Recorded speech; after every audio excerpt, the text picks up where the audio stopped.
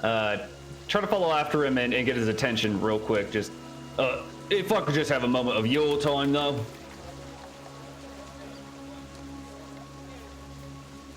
Let me say, I'm not gonna mince words with you because, frankly, it's not my strong suit. If you could tell me a little bit about the last fella that would come in here, I might be able to do, let's say, increase your today's haul. You know what I'm saying? Increase your margins for the day, and I kind of jingle my coin sack.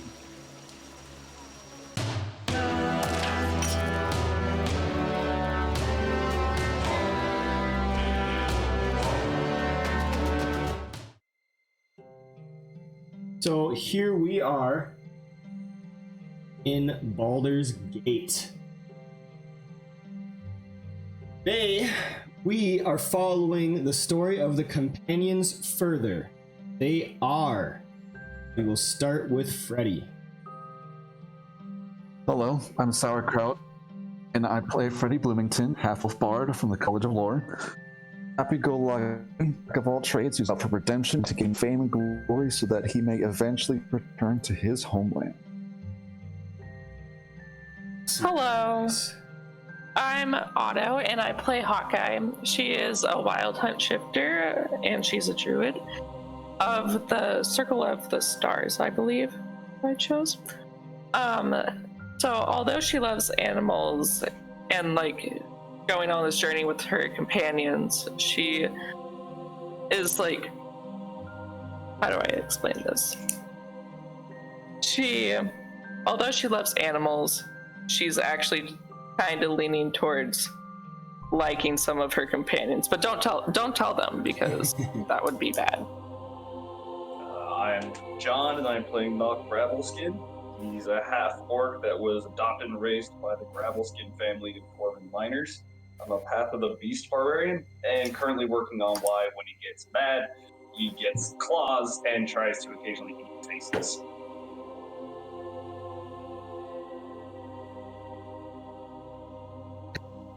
Push button when speaking. Hello, everyone. I am the old jarhead. My character is Ondar Stillhawk, a human paladin of Torm. He has taken the Oath of the Crown.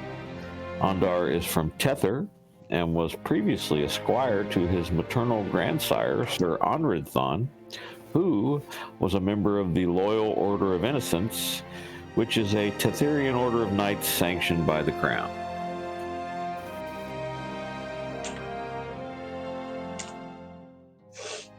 My name is Nicole Oldenburg, and I play Ireva Galanadel, a wood elf ranger of the Horizon Walker subclass. Born and raised and spending all of her life until now in a remote northern forest. She's far more comfortable in a forest than in a city, and though she would be loath to admit it, is extremely thankful for her companions as her journey that she has been sent on from her people to stop the threat of the cult has led her to cities a few times already. Awesome. Thank you so much, people. I always have to burp when I'm on stream, and it just I try. I don't know what it is. Thank you so much for those introductions. So here we are, last time, finally making it to Baldur's Gate. Getting on the docks off of the boat, we found out that, hey, horses aren't allowed within the city. Pretty weird. They can get through the city streets pretty easily. Going outside of the city gates to stable a horse, you found out that there is no road that circumvents the city, that horses, along with dogs, wagons, and pack animals are not allowed in the city because the streets are far too narrow and much too slippery from the constant rains. They actually pose quite a problem. Danger. So you skirted around, taking a little bit longer to get around the city walls. The other side, where you found Blackgate and Ekin Celebon. who owns his own wagon and freight equipage business, where he sells wares out of his yard for the truck north. What happens is porters will take the cargo and the crates and the barrels and stuff from one gate through the city on foot to the other side. He often sells the equipage that merchants can use to transport that further north. So you found out that it's pretty common for all the merchants to sell at one gate and buy up at the same gate to trek the other way. South, they buy at the gate and go sell to the south. North, they sell their wares and then buy up, travel northward. This is kind of the line where trade doesn't cross through. Though it is not unheard of for merchants and tradesmen to travel further to go through the city themselves, it is more rare often.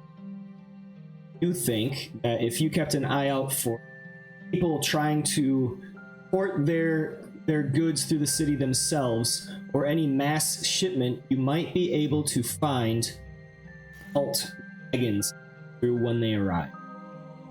As the plan right now, as you are sitting on your beds in the morning at the wet dock, before any further, let's roll for his.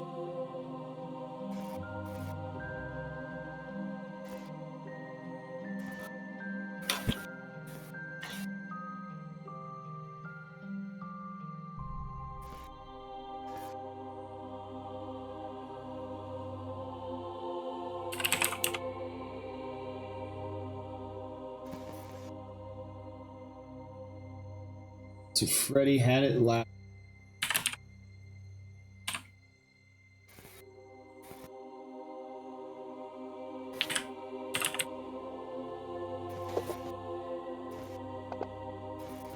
We have Ireva.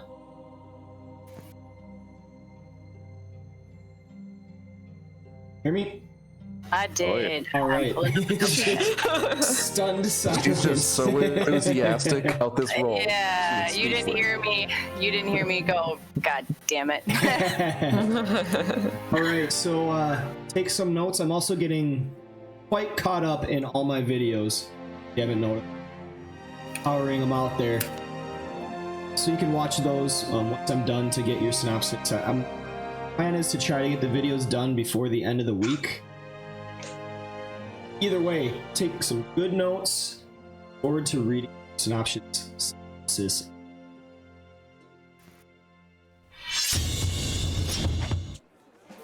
With that, we may begin. You all wake up. Morning.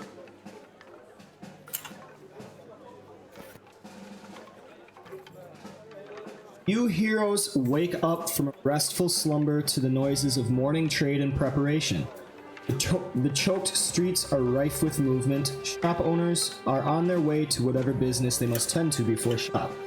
Cooks preparing ingredients and laborers traveling to their areas. Baldur's Gate is alive and bustling. League's business, however, is more droll as of their current affairs. With nothing in particular to do and no immediate threat or danger to thwart, they wake and sit with twiddling thumbs to figure out what to do until the cult. So they travel through the city, learning of its structure and organization. Wet Dog sits within the wealthier district of split into three between the upper city, in which they reside, where the wealthy elite purvey their influence, along with hosting the city's marketplace called the One. The lower city, where the merchants live and do their business surrounding the harbor, and the outer city, which houses the laborers outside the walls in some clean and more squalid buildings, if you can call them. This is also where you can find Black, neighborhood of the outer city, which serves as a sort of holding area for merchants and tradesmen to sell their wares and find trade routes through the city after being forced to stable their horses and packing. This is where Akin Celeban runs his business, selling and organizing freight equipage for travel out of Baldur's Gate north. This is also where you tend to keep your ears and eyes focused, for Akin has agreed to assist you in your quest.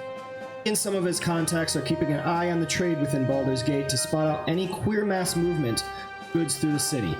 Any tradesmen that transport their goods themselves instead of hiring porters, and those that continue their travels from Southgate to Northgate instead of selling and buying new wares at the Southern Gate. It is certain the cult would not willingly part from their hoard. And so you watch and wait. Days go by with nothing particularly exciting besides the general hubbub of city life.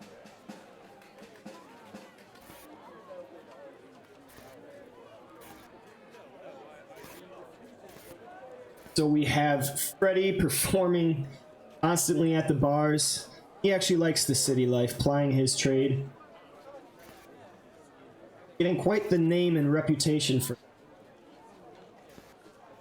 looking always for the more refined stuff, of course, to get more coin.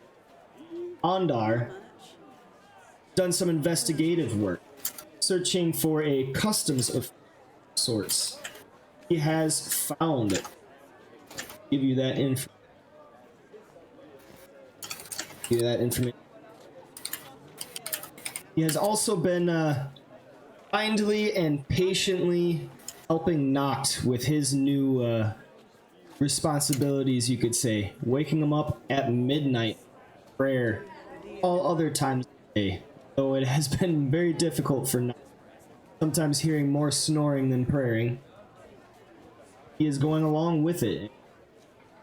Well, Hawkeye, ever the druid, is traveling through the city, kind of just seeing what it's all about. Though she is somewhat uncomfortable within the walls, choking walls of civilization, she finds quite a few animal friends. Tends to wander off away from people, talking to the birds and the rats and the other animals. Ureva has a lot of discomfort in this city, longing for the woods and wilderness, but understanding that she needs to deal with this for the time being. There is a greater threat. Spending time walking silently through the streets, attempting to eavesdrop for any piece of info that she may be able to. Ureva, like you,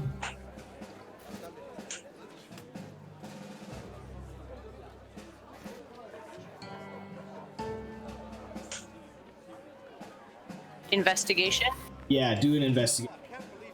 4th edition, it's literally called Streetwise. Oh yeah! That was okay. Could I get that during like a fight sometime? I think it'll stand for. Like I'm not mad, but There you go. First roll of the day is a natty 20. She was just mad that she got historian, so she rolled out a crit.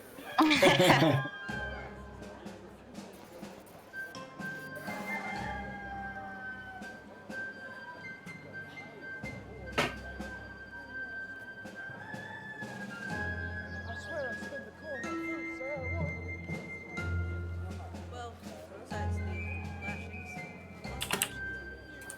you know, the taxes and the jail. Other than that, actually really nice food.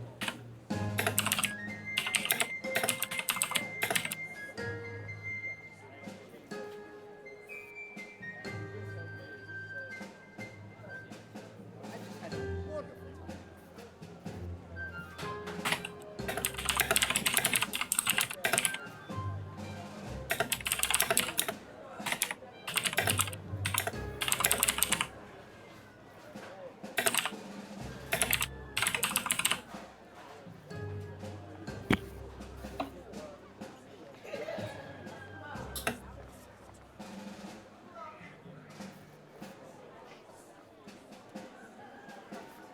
Bird.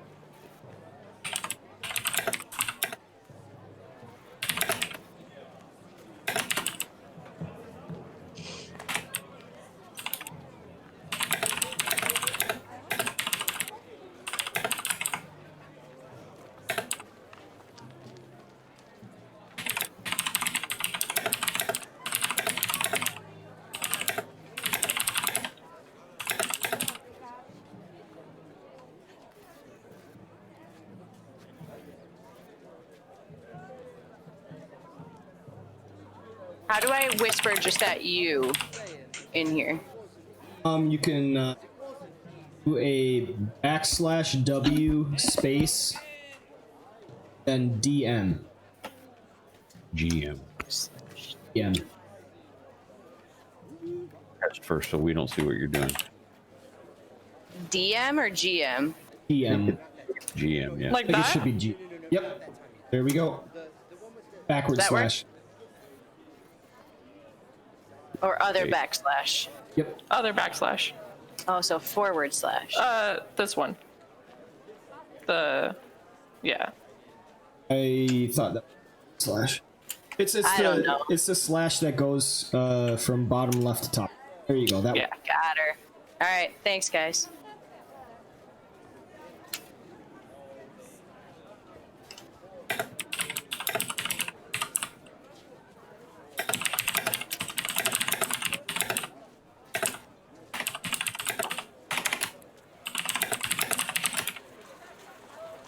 All right.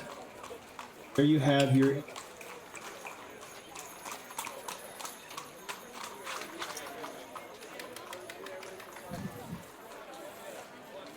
So 6 days after your arrival, everybody to make me a charisma check. Charisma. Charisma. Can I guess guidance on people before they do, or no? Everybody's making it at one time, so you would be able to Oh. make guidance, but it's right as you're waking. Oh, can I do guidance on myself then? Sure. Okay.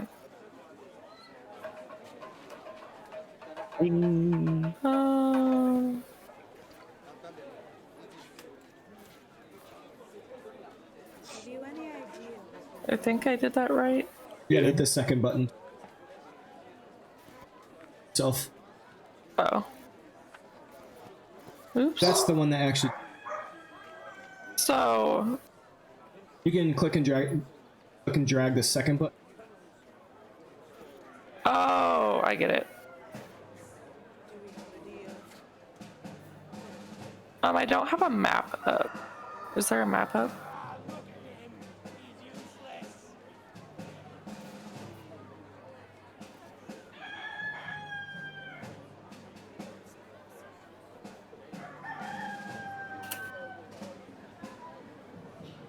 Oh. Try to get in the habit of right away when you get in to double click on your token, because we'll have your guy. Oh, okay. And then that's where we are. Okay.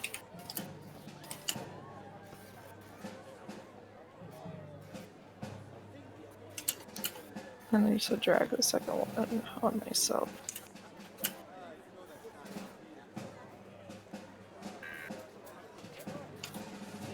There you go. Now when you make the check, it will add that.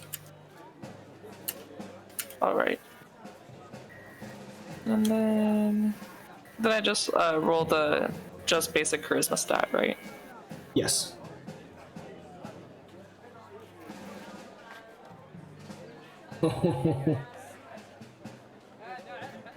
That was a save. Oh. The abilities are on the left and the. Oh, I see.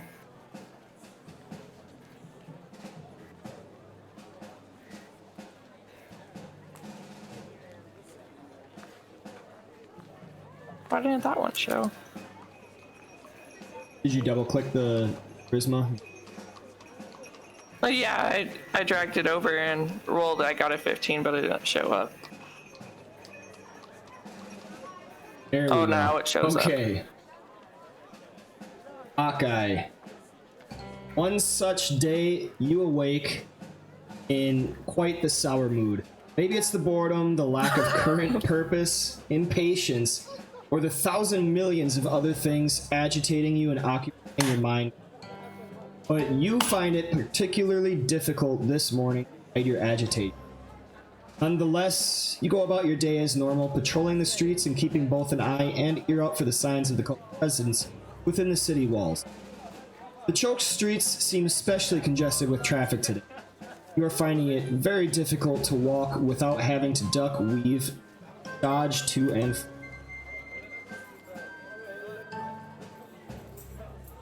Make me a charisma save.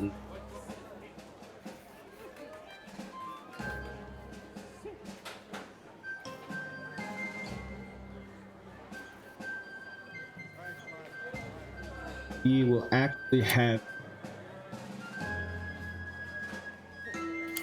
walking through the steeps. Okay. Oh, I Have see. you right there. Okay.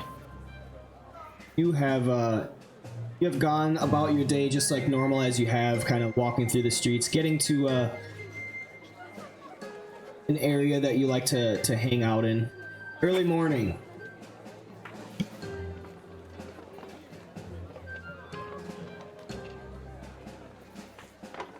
As you are walking, with all the people running to and fro, with hardly any room to maneuver, they are you find yourself having to duck and weave throughout throughout traffic. You don't speak it out loud, but the day's events are already beginning to get to you, and the crawling sensation begins to travel up your spine. You know you just cannot take much more or longer of this crowd.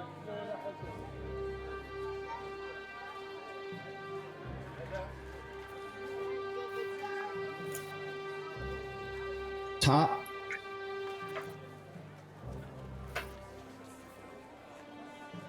Yeah.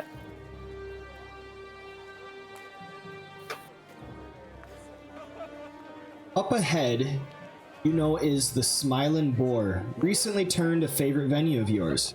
Gentha Alinamuch, recent proprietor of the establishment, and halfling female Strongheart tugs at your better emotions. With sights set ahead, you stride with purpose towards the boar sign. But with your eyes turned upwards, you're finding it hard to travel easily throughout the crowd. Go ahead and begin to make your way forward.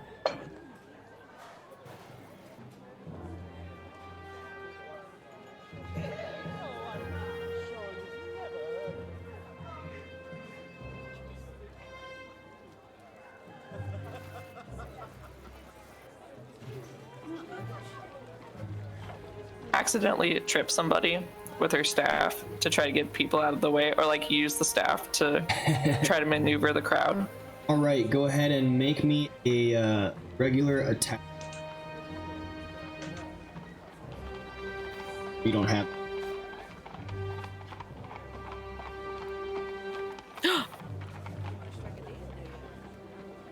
Don't tell my secrets. A quarterstaff weapon. Okay.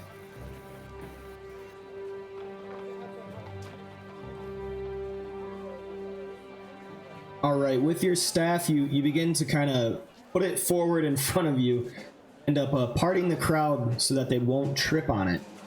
Two of them get smacked in the shins, and they don't appreciate it, but you are actually able to make your way a little fast.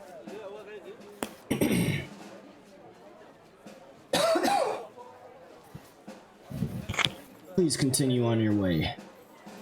She'll grumpily walk forward still. Stop right there, please. As you are trudging ahead, eager to get to the Smiling Boar and have a mug of the tea that you have grown to fondly like, you miss the puddle of filth just before you. Your next step end up jarring in the hole up to your boot, filling it with unimaginable filth.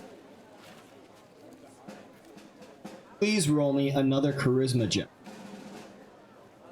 This one will be with a -2 with disadvantage. And then I can't cast guidance on myself.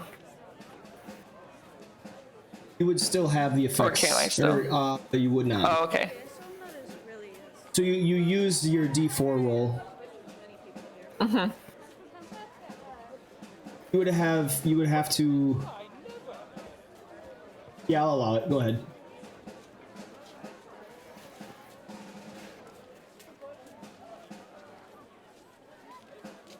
And then you said charisma, correct? Yes. So first of all, on the bottom left, there's that modifier in the ADVDIS. Oh, okay. Yep. Click the DIS because that gives you disadvantage. And then the modifier will be. And then you said -2 as well? Correct. Okay. Oops. That is a charisma save. I'm saving? Yes. Okay.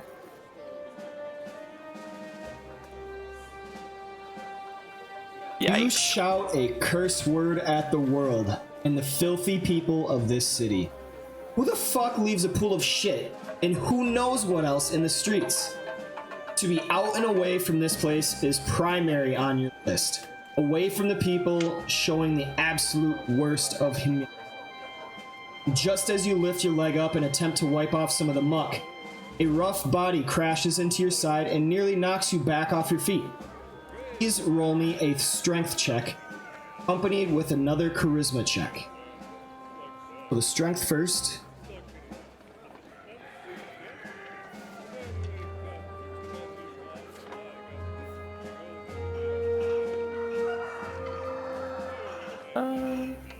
Strength check. There you go. Right, now make me a charisma check with -2 and disadvantage 1. Oops. I'll hit that now. Or I should say charisma save. Oops.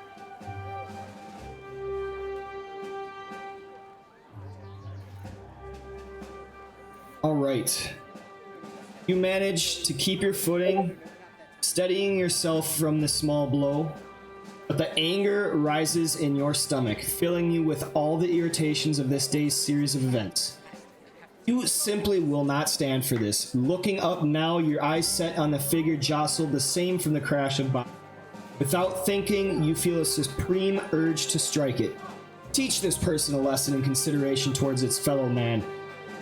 A concussive fist blow to the body would send the figure to the cobblestone pavement and surely cause it to think better about moving within a crowd. Do you do so? Yeah, why not? Alright, as you strike the creature, you see the young face of an apprenticed boy. Your fist lands solidly on his face and you hear the crunch clearly as his wail of plaint. Now you stand above his shaking form on the ground, sobbing. In the same moment, you feel a weight lifting from your spirit, almost like shadowy tendrils of insidious bearing having receding from your thoughts. The irritation is still there, but it's not nearly as consuming as before. You suddenly become awash in shame, confused at this turmoil of your emotions and unsure as to exactly what or where they came from. You walk with trepidation and lost focus, wondering for the rest of the day.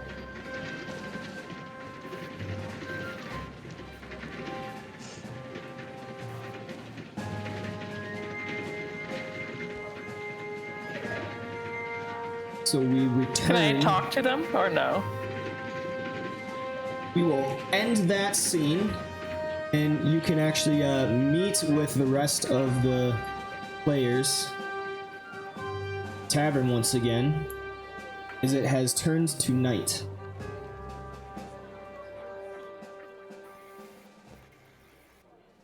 Okay. You're back on.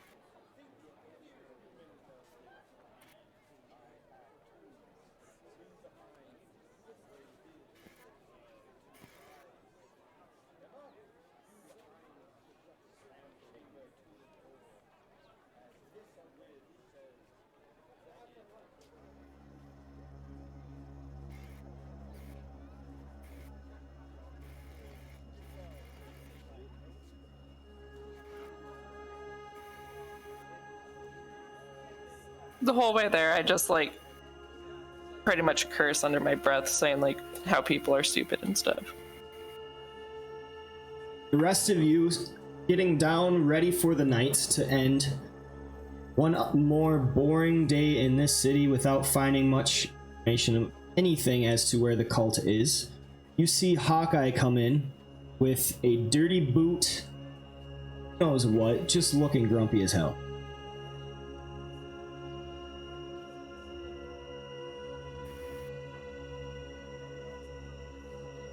Why the angry eyes, Hawkeye? Don't talk to me. Very well. Enough Blessing of people's form shit upon today. you all.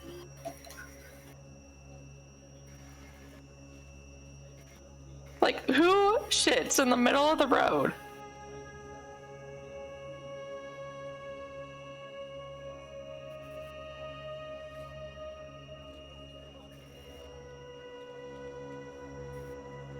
Simply walking to go to a place and everyone is in my way and people are just irritating me, and then I stepped in whatever the fuck this is. Just remember And one I of the punched things it. that Torm has taught us. When you arise in the morning, think of what a privilege it is to be alive, to think, to enjoy, to love. Everything else doesn't matter. Now I'm just angry. I even punched somebody. Did it help? Kinda. Yes, but I mean, I feel bad for hurting them, but like, nice to hit something. Some small manner of pleasure gained from inflicting pain upon another for no reason. That's nonsense. Well, that is what you just said. No pain, no gain. That doesn't work when you cause pain to others. It's pain upon yourself that provides the gain. I don't know them. They don't me one way or another, so why should I care? That speaks volumes of yourself. This is why I like animals more than humans. People in general.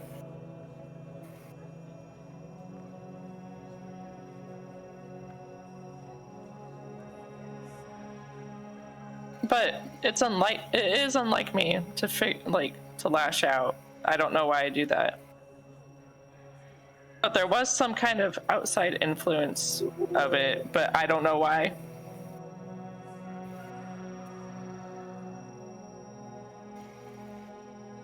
She did not sleep well. Maybe, I don't know. Is your bed uncomfortable? It's not like me to lash out in violence, but people are so irritating. Where's Greg?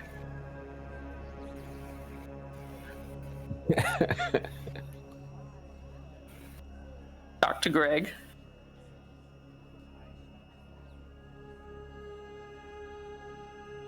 Ureva, are you hiding Greg?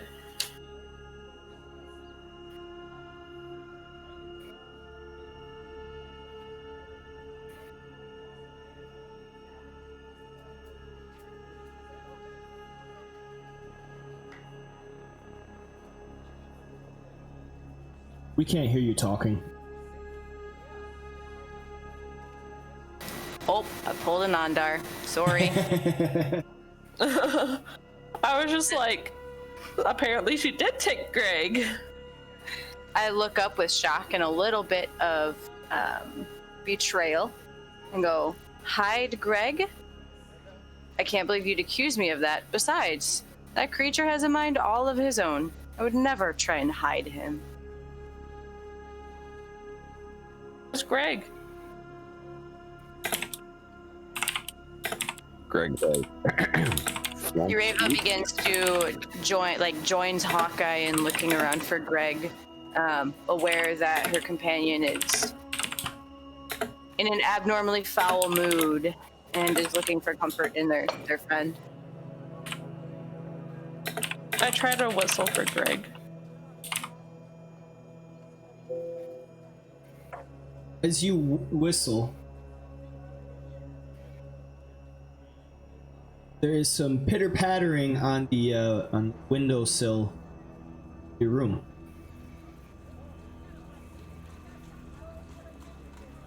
Why are you on the window? Shutters say are, open the it. shutters are closed. The window. But yep. Okay, so you open Oh. it and you see Craig sitting perched there now.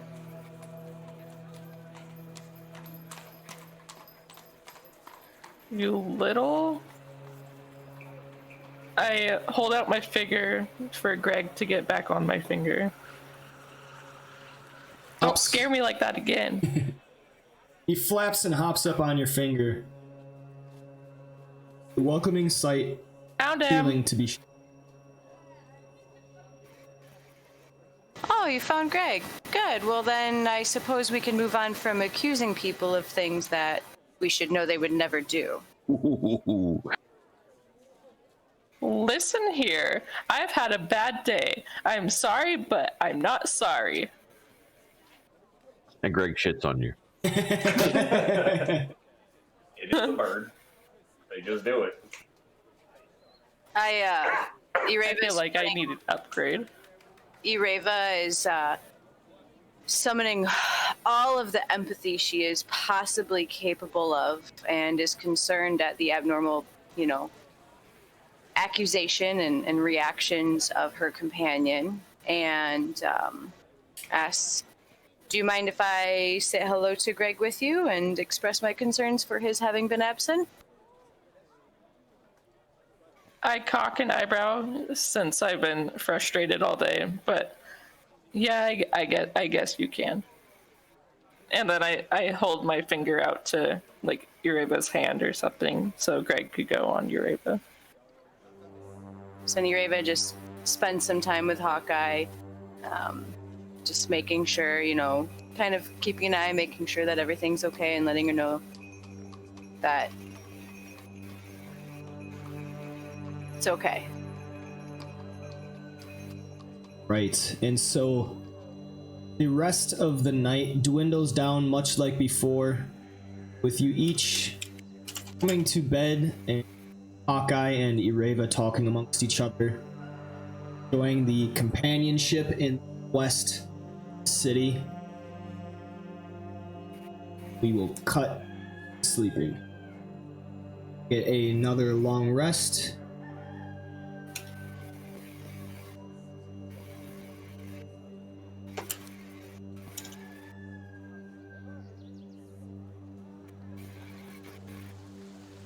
And we wake up little more than a 10-day after first setting foot upon the river docks. You are each walking through the city just like before, but today is a little different. Today is raining quite heavily. Yes!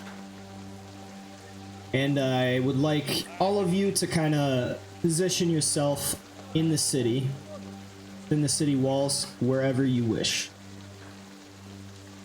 I'll be with Ureva, so. Wherever you want to be, like Heapside, Eastway, the Steeps, Boom Ridge, anything like that. Go ahead and position yourselves. Well, other than that, you're actually really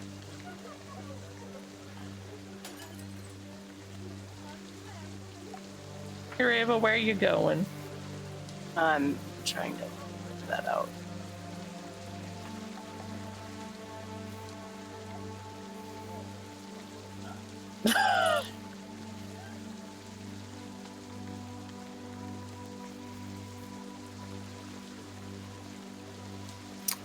I could show you where I was yesterday.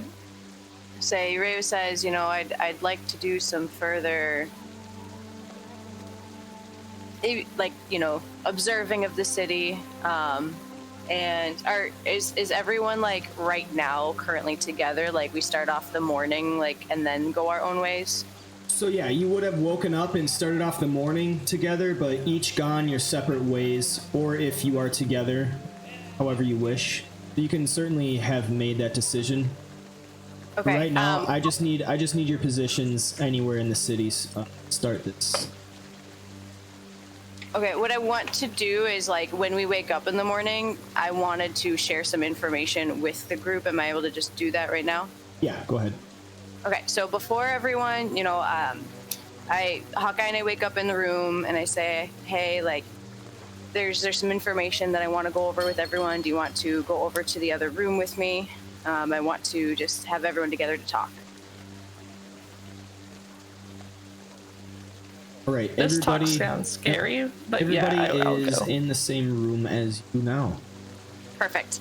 I wanted to update you all before we move on with today's activities, whatever we may do. As you know, I've been keeping my ears to the wall as we've been here the last few days. I haven't heard anything about the cult, but there is some concerning gossip that I have overheard. Just gossip and chatter about certain goods and the movement of certain goods through the city being masked for clients. I haven't been able to get any more information. I don't know what the goods are. I don't know who this client is, but it has come up a noticeable amount for me. And I just wanted you to all be aware of it. Whatever you choose to do with that information, that's fine. I'm going to try to get more information if possible. I'll go with you. Yeah, Andar will say, I have been attempting to gain the confidence of the customs official at the far gate, the Spilleth gate.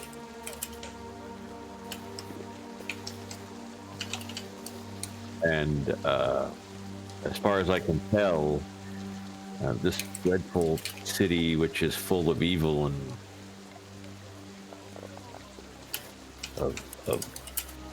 I shouldn't put it that way. It is a deceitful town, and there's much shady dealing. So someone wishing to conceal their goods would be, with enough coin, could do so quite easily.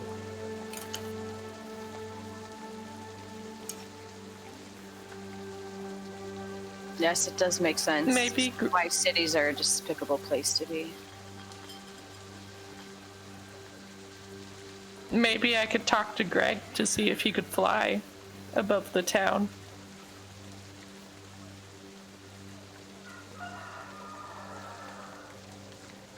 Around, because I can't fly. But having a bird's eye view over it.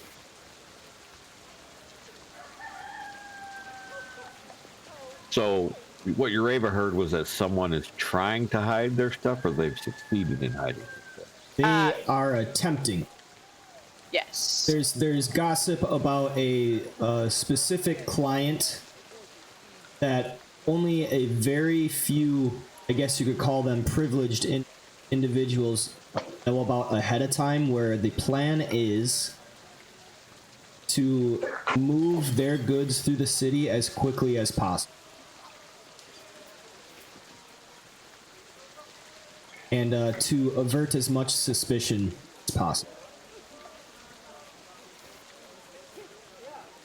I am going to go speak with Akin and see if he has any further details of this. He seems to have his ear to the ground in this town. Atkins Yard. Right there within Blackgate, right above the Black Dragon Gate.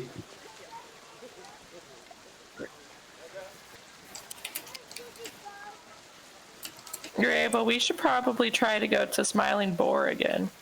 Because I stepped in some poo over there. But if people, like, horses aren't allowed in the city, then why would there be poo, like a big pile of poo in the street? You don't want the answer to that. Yeah, question. that is the $1 million question. Just imagine well that Nock would leave had he decided to defecate in the street. I look at Hawkeye. I say, I think we might prefer to avoid a repeat of your evening. In fact, I do plan on heading over in the area of temples. If you would like to join me for the day, your and Greg's company would not be despised. So just for a note, that would have been 7 days ago that particular event. Oh, okay. Then I'll just rephrase it to I don't think either of us wish to repeat your experience the other night. Really hanging on to that grudge though about the food. Burn Yeah, this I'm whole still- thing to the ground over it. We've invited Okay. Knox and whoever else to come along with him to speak to Akinhead if they wish. Oh, I want to go look at this place. So I'm gonna go with Ureva. Wonders. I don't know what it is, but I'm gonna go check that out. So see you guys This is tomorrow. me. And I just wander off to the Hall of Wonder because it sounds cool. You're kind of quiet. Oh, cool. Yeah. You're like there's some distance between you and your Yeah. mic. Sounds like you're speaking further away from your. Hang on.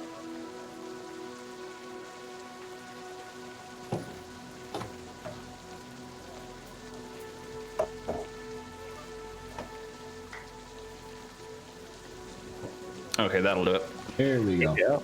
Yeah, my Vibe There we is go. plugged in, and I just realized it's been using that.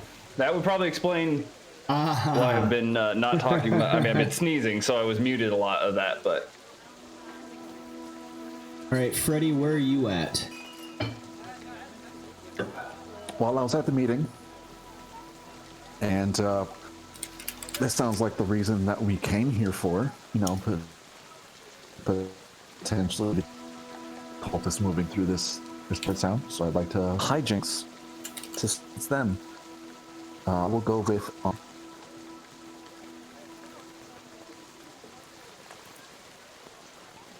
to meet the customs official. Are you using voice activity? He's using I- bad Wi-Fi. Oh, okay, So, gotcha. Was I cutting You're out a kinda- lot? Yeah, you're cutting out. I got that. So you're going with Ondar? Yeah, unfortunately, where he's staying right Yes. now, the Wi-Fi gets a bit rough. All right, so after a brief discussion with Hawkeye, Ureva and Hawkeye are actually going to join Ondar as well. Okay. And Greg. So, where on the map is Ondar? Ondar Just is... above by the word Black Gate. Dragon Gate. Yep, Yeah. Black Dragon Oh, Gate. there's a green pin up Yeah. there now. There. That- Oh, perfect. Okay, so we're gonna join He's so him. little. He's so tiny. Yes, I found I a- mean, you a say that, but great consider map. the size of those buildings. He's giant. That's what she said. Never. My Right. whole- Okay, apparently, I'm not moving my token very well today. Sorry, guys. Hold on. So, just before midday, Noct, as you are traveling to this high house of wonders that you have heard about, a palanquin is spotted traveling through one of the main porter routes through the city. Though it is not unheard of for a palanquin to be traveling by way of a main road in sight of the rabble, it is curious that this one be traveling so close to morning, and that is traveling towards the west in the wealthier district instead of away. With a large promenade of guard that isn't typical of the usual employment to doubt. And I wrote that weird. With a large promenade of guard that is not typical of the usual employment, such as the Flaming Fist not being among them, nor any personal escort usually hired by the wealthy elite. To all of the common city dwellers, it is just another noble moving about the city above their heads and no concern of theirs. But you see reason to be alerted to its presence. Please make me a perception. Cast guidance on. Is Noct with us or no? No, he is No, I not. went to go see some cool shit. Y'all went to go do some. Oh, nerd never mind. stuff. Then I can't. 16. A closer inspection of the palanquin reveals within a scaled humanoid of blackest hue. with a horned head lounging upon a few pillows, but nonetheless garbed in traveling leathers and clothes. You also notice an alarming color, purple. It stands out in stark contrast against the figure's scaly hide through a parted curtain for only just a moment. What is this spectacle? And just as you are noticing this, it is trailing away in the crowd towards the west gate. West Gate? Black Dragon Gate.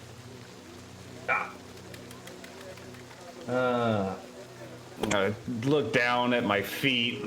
I just wanted to see the damn Hall of Wonders. And then make that quiet. And then I take off.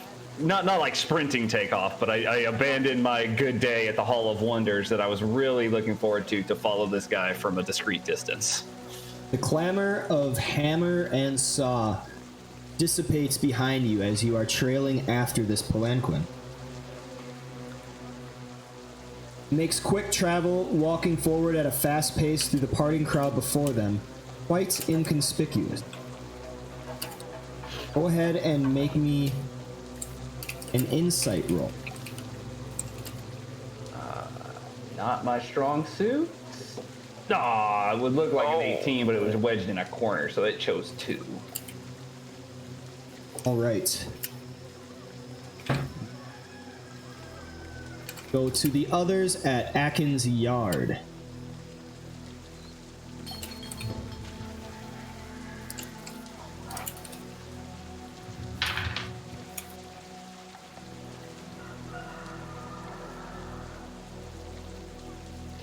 Oh.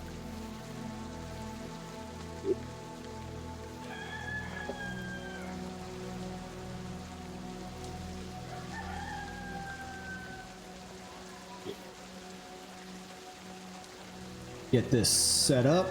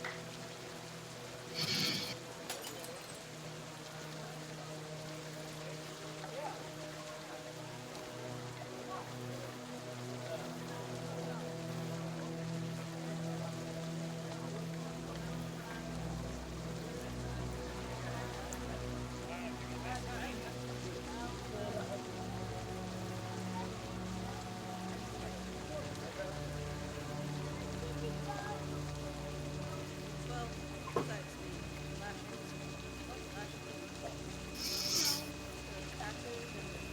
well, other than that, All right. Go ahead. You may enter the yard. The entrance is right.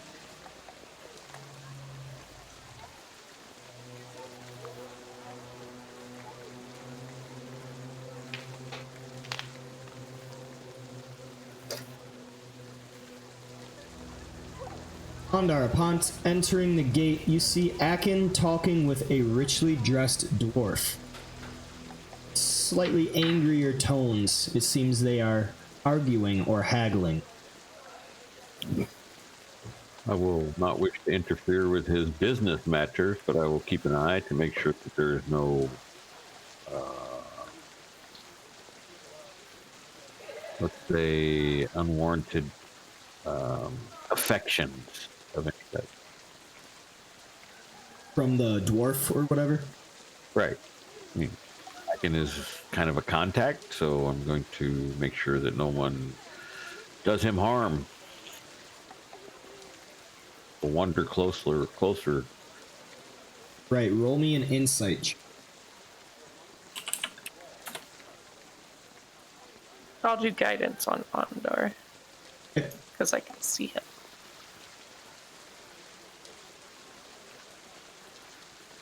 I have to scroll up to it again.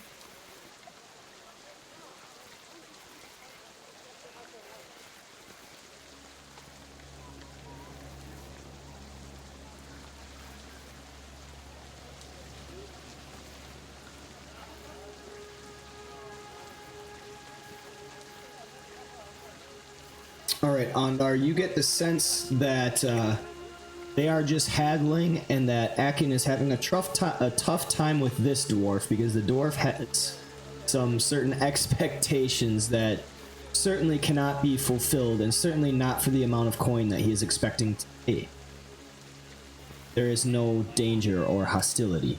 Okay, so I mean, I'm not trying to eavesdrop on him because his business is his business, but I will wait, wait my turn in line, I guess, or our turn in line. Right.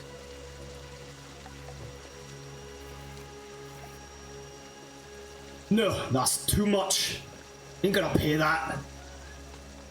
It's Master Dwarf. It's just, price is too high. These are mutually agreed upon between many.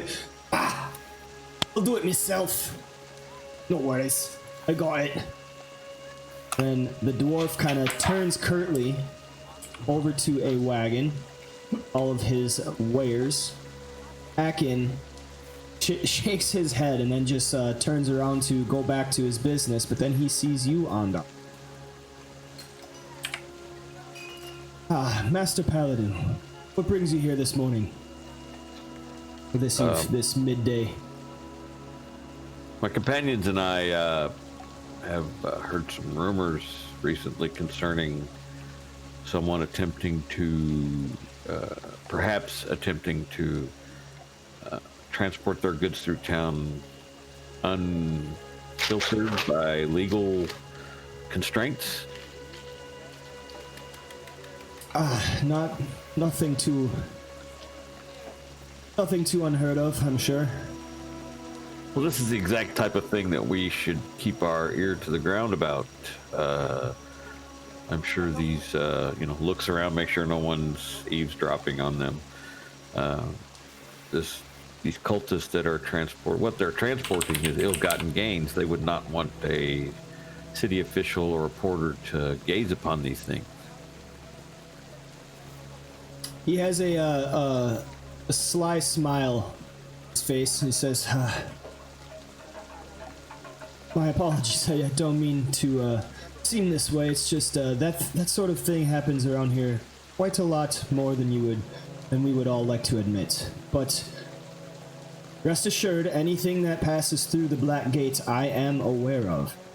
I have not heard anything particularly concerning myself, but then again, my business is done at Black Gate, and that's pretty much where it ends. If they are coming through, I will certainly see them and know about them, and I plan to send you a calling card if ever I was to see or witness anything concerning. And then at this time, actually see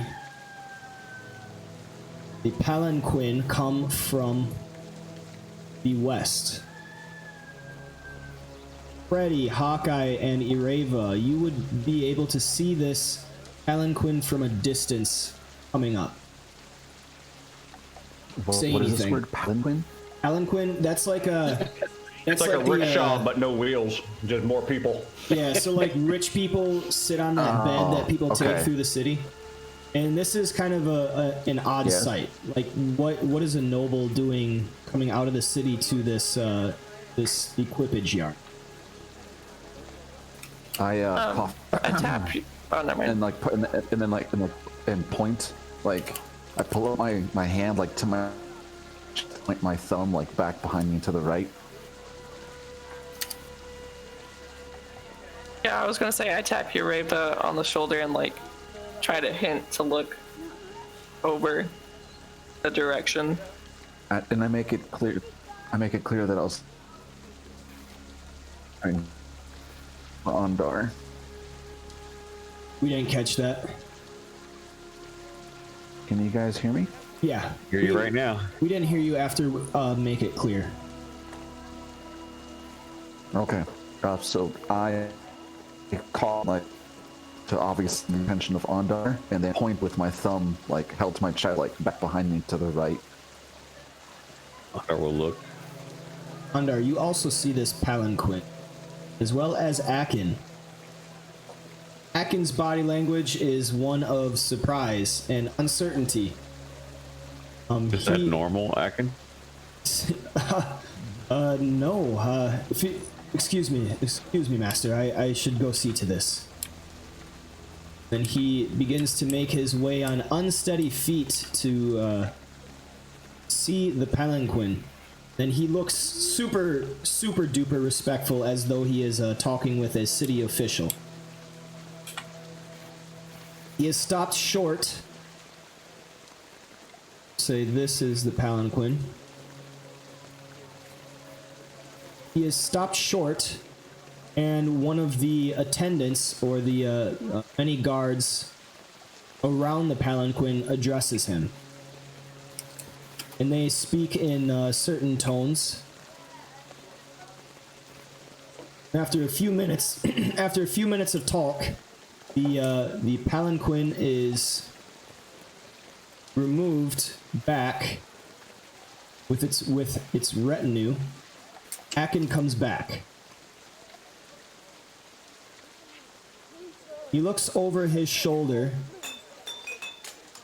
see the palanquin kind of leaving, go wherever, and then he comes back to your group, and then inconspicuously tries to walk forward with a gesture for you to follow him, so that it would not be seen.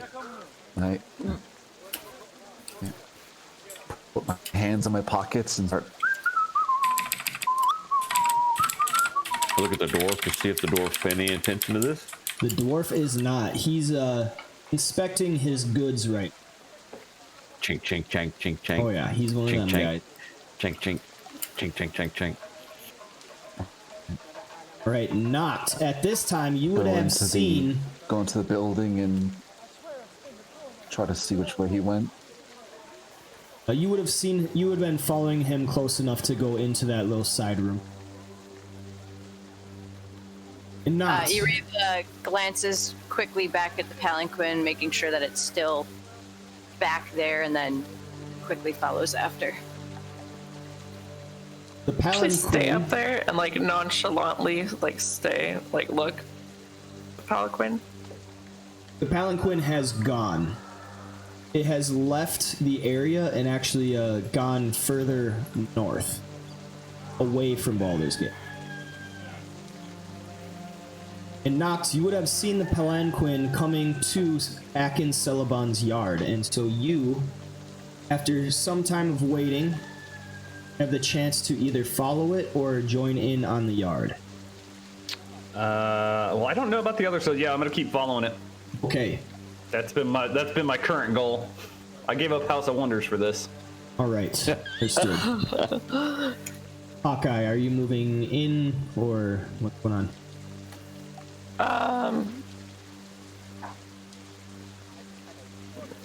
Yeah, I'll go with not actually. You would not have seen now. They got. Oh, then yeah, I'll go with the other people. Okay.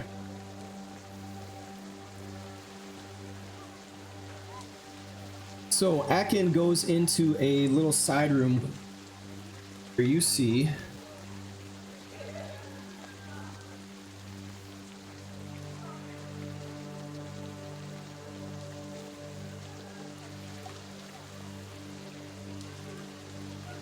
A small shrine to Tiamat and And just all the knives. oh, you see a study, an office where there is a nice desk with papers covering it, charters and inventories and all sorts of things, pens, quills, and ink. A bookshelf covered with an assortment of books and ledgers and everything like that. And he stands upright, leaning on the desk with both arms straight, kind of in a stressful way. He looks behind to see you entering the room, Ondar, and he says, well, I think the day has come. I think that was them. I was not able to see the figure within that palanquin, but they were asking for an odd thing. I will like hold up a hand, like hold 1 minute, and look back to see if my companions are joining me. You see Freddy enter the room.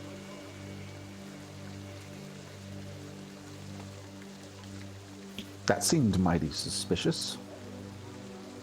It did. I would say so. So what day is it? You say the day has arrived. What day do you mean? I believe that was what you have been seeking. Excuse me, I don't wish to speak in too obvious of words, but they asked for... Are we not alone? You never know, this city has ears everywhere.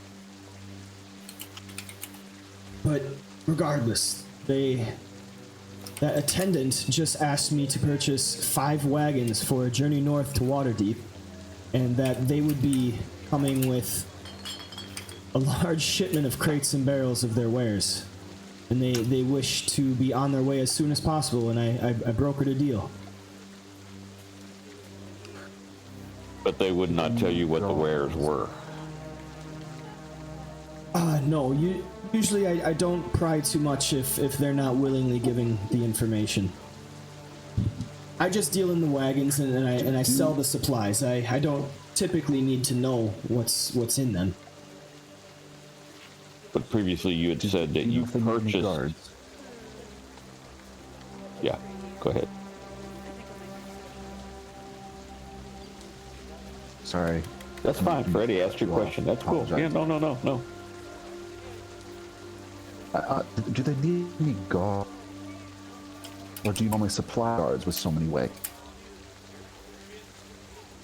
I just run the equipage. Merchants come and they bring their wagons, and if they have no need of them, I purchase them, and some of the horses and the bridlery and that, and then for the other merchants on their treks north, I sell it. I see.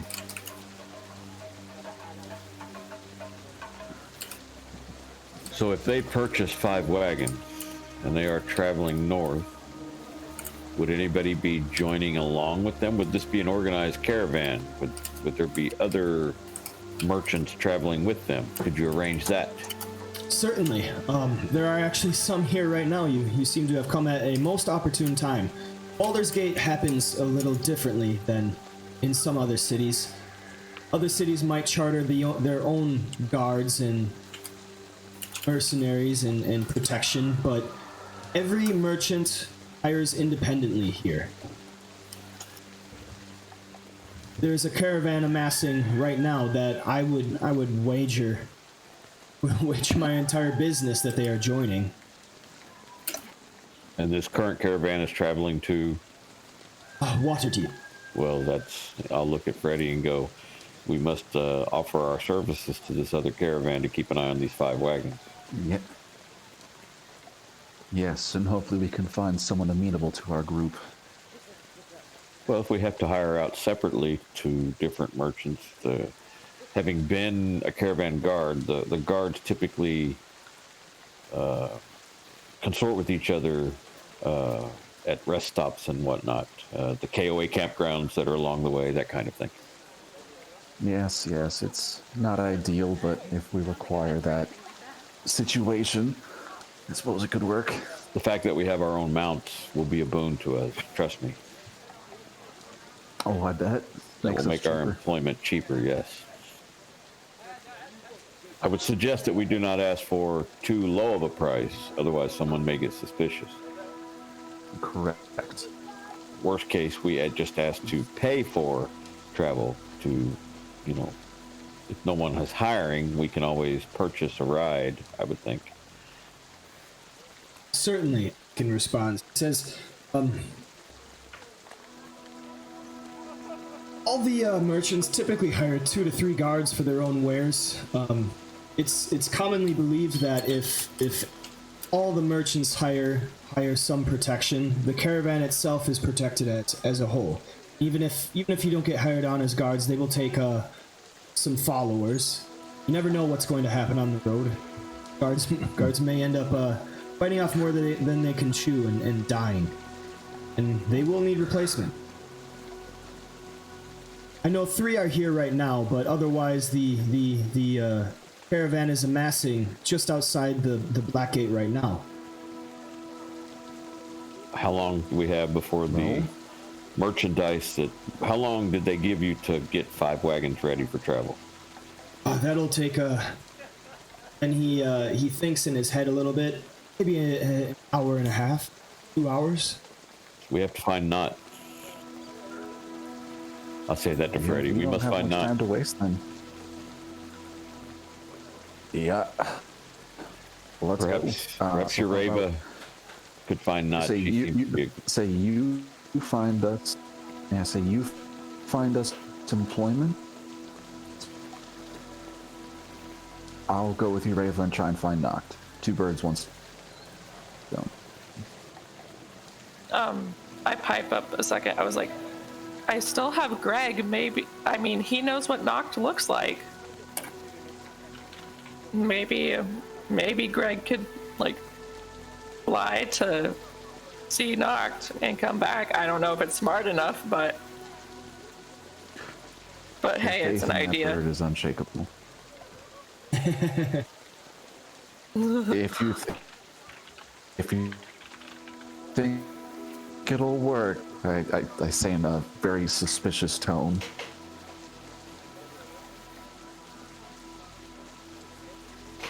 I don't know if it'll work, but it's a thought, and we need to find him fast. So, Well, perhaps we can let Greg take a look, but also put in our own efforts at the same time. Yes, I think that would be wise. I'll like speak to Greg with my druidic to see if he could try to find Noct, big grumpy man. Didn't he say he was going to the full of winters or something? Yes, he grumbled something House of about wanting to Wonders. see something, and I believe it was in that order. We might want to check there first.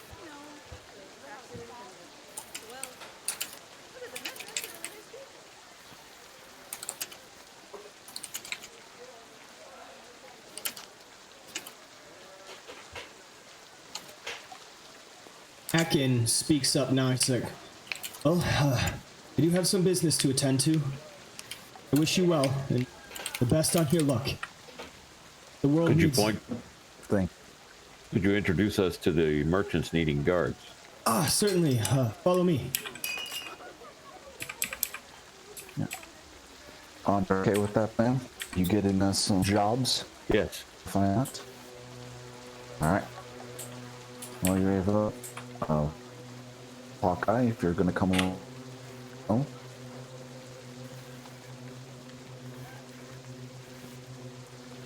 And head off in search of the Temple of Wonder, or House of Wonder, or whatever the heck it was.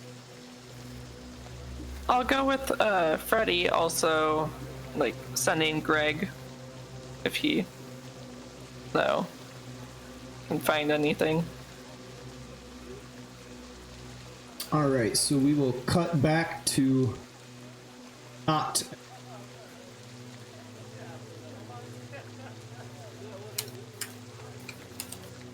Noct, you are at the Black Dragon Gate again. Your token on the map, you see it?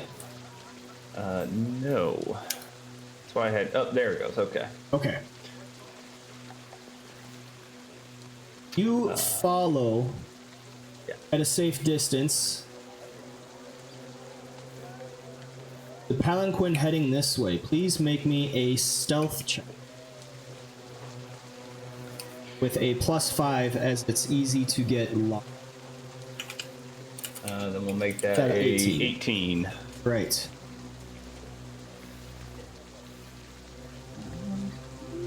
Palanquin actually goes to the Garenmore stables. This just so happens to be where you each were able to stable your horses. I think I'll make an exception. Okay. I think then probably just kind of, again, trying to blend in with normal folk, but keeping an eye on where they're headed. Kind of mill about the horses. So just as you are seeing this palanquin go to the stables and its business, you also see a caravan beginning to form of many different wagons, some covered, some not, and people getting together and talking with each other. There is some bartering. You see some heavily armed people, heavily armed folk. Make me a perception check.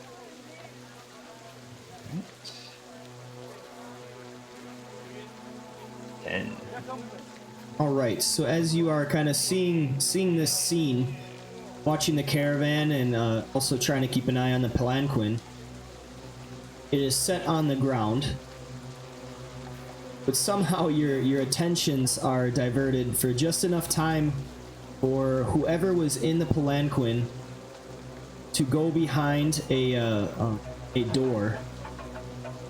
After a few minutes of talking behind the door, stuff seems to be happening, and the guard, the escort for the palanquin, is getting horses and getting ready to head north.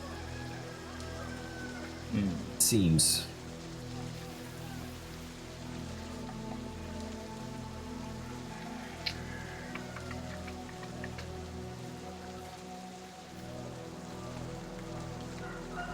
well, following them out of town on a horse is not the most inconspicuous thing you can do, so I think I'm gonna monitor from here for a bit and try to see direction, time, stuff like that, and watch from the horse. Paddock is not the right word. Stable. All right, so after spending some more time heavily focused on seeing the movements of this group, they are obviously trying to be inconspicuous, avoid notice as much as possible, shielding whoever was in that palanquin from sight. It appears that the stables have a side door of sorts, where the main host has gone around and shielded the door from most sight, and the figure has gone on a horse, and they have rushed on their way out of the city, out of the outer city north. Make me another perception check.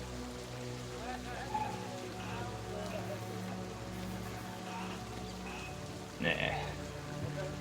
Sadly, you do not see the black figure's scales as you are leaving, but you are certain that this was that group.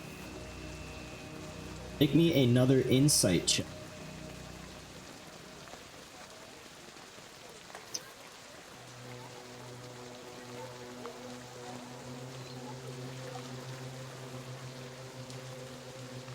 That come through? Yeah, I saw that. Okay.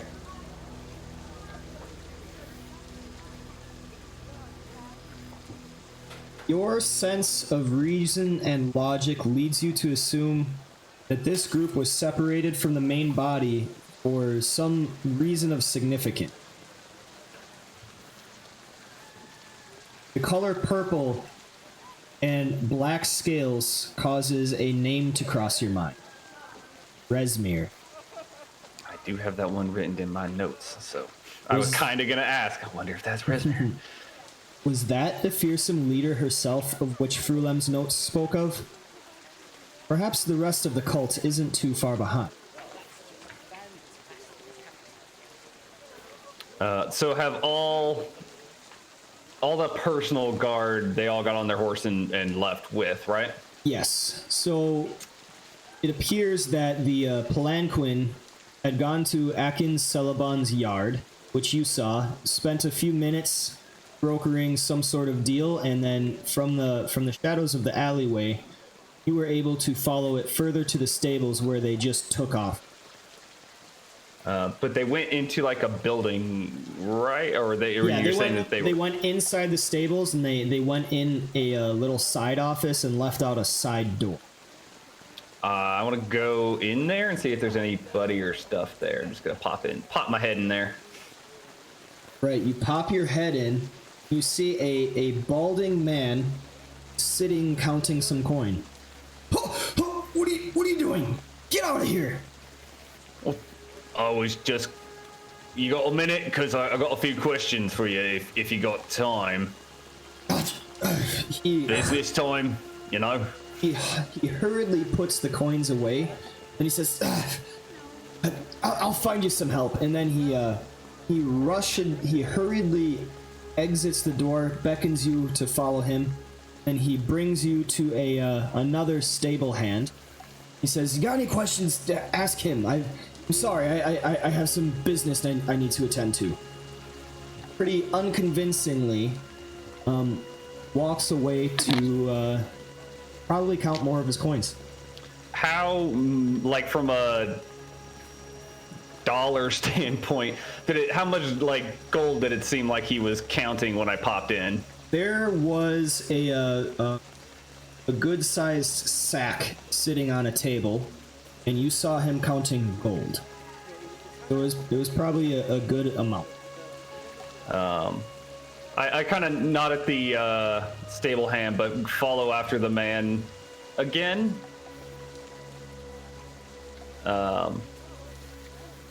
Does he go back to the same office we were kind of just in? No. Then I'm just gonna try to follow after him and get his attention real quick. Just if I could just have a moment of your time, though. Yes. Let me say, I'm not gonna mince words with you because, frankly, it's not my strong suit. If you could tell me a little bit about the last fella that would come in here, I might be able to do, well, let's say, increase your today's haul. You know what I'm saying? Increase your margins for the day, and I kind of jingle my coin sack. He has a slight look of fear on his face, but then a second later, that kind of dissipates to a calculating look, studying your features.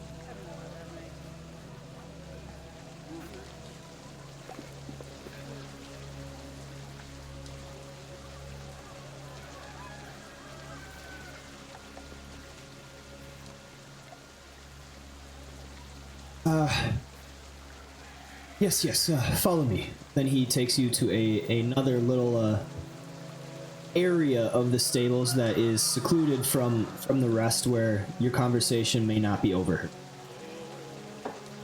And then he puts his hands behind his back and says, exactly are you seeking? Well, all I'm really looking for is a little bit of information about the fella or lady that came through here. The more you give me, the more I'll pay, frankly. Can't quite call it a lady. Well, I think it was like a dragon, but I don't know if they have gender in that binary sense, so... The look on his face is of utter shock. When I say dragon? Yeah, when you say Okay. when you say dragon, it's of utter shock. I'm sorry. Are you with them? Well, let's say I got business with them. It was like a whole business deal. I hunted for them, so He I kind of waves need to his have hands- a conversation with them. He waves his hands in front of him. He's like, sorry. I don't need to know. The less I know, the better. He kind of wrings his hands. I mean, yeah, they just purchased some horses and wanted to be on their way and didn't want to be seen. Yeah, they offered good coin for it. They didn't say anything about where they were going, by chance? He begins to rub his fingers.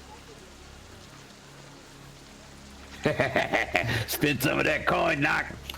Yeah, I'll grab, I don't know, a fistful. Let's call it probably in the neighborhood of 30 or 40 coins, because I got big hands. And Holy shit. slam those down. I have like 500 gold on hand, and we're about to leave this fucking town where I can spend it. Screw it. Let this guy get money. Yeah, I'll put like 30 gold down. All right, he's. And you yell at Andar for throwing his In the money. words of me friend. Because he's wasting it, and I'm bribing people. In the words that keep 30. echoing in me head, that's not what money's for. This is literally what it's for. It's buying swords and bribing people. It's not for giving away to a bellhop who was nice to you once. We're overpaying for drinks. All right. So the man sees this mound of gold that you are about to give him. He's all, put here, just hand it over quick. And then he takes it and he says, they weren't too keen on being found, but I did hear the words of some castle and some mirror on the way to Waterdeep. I don't know. I didn't hear a whole lot. Did you hear the word Norital? Was that the castle? Yeah, that sounds right. All right. Tell me this: the horses you gave them, they the fastest you had, or? Yeah, they asked for quick horses, but it was more about time being of the essence and wishing to be on their way soon. I just packed some as quick as I could. All right.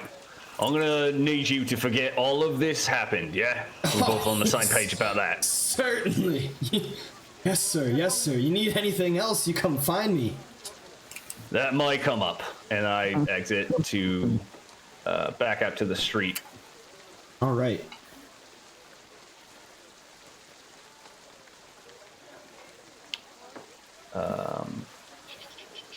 Is the palanquin still there, or did they somebody take that?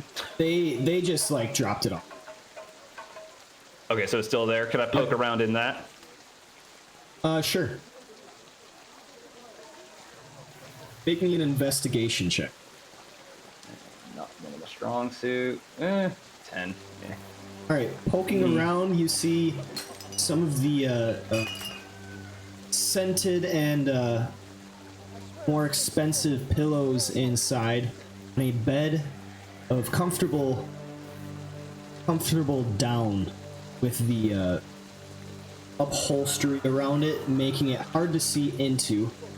You don't find anything of significance as far as the cult is concerned.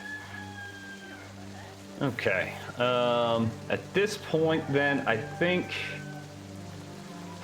priority would be, I know where Ondar was going, even though I was blowing off a day's work to go have fun. I will go to Atkins' stall to look for Ondar. Right. Or yard, I guess, not stall. You roll me a dice. Doesn't matter. Any. Sure. Ryan's size always matters. A 3. All right. Roll me a perception check. A lot of perception. I'm not good at that, but back to 10. Straight down the middles today. Yep, that was just enough. You actually spot your group down the street just a ways. Then I will hasten up a bit to make sure, because I assume at this point they were about to go into town, which would be away. So I put a little pep in my step to catch up to them. Right, you are able to catch up to them just as they're about to get the gate. Black Dragon Gate. I call out and say, "Oi, where are we going? We got business this way, guys." Oh, we were going to find you, but looks like that job is done. I heard Freddie say something, but then it cut out.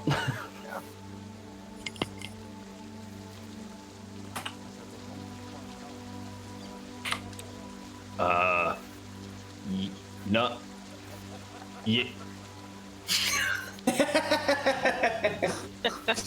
We gonna get the horses, okay?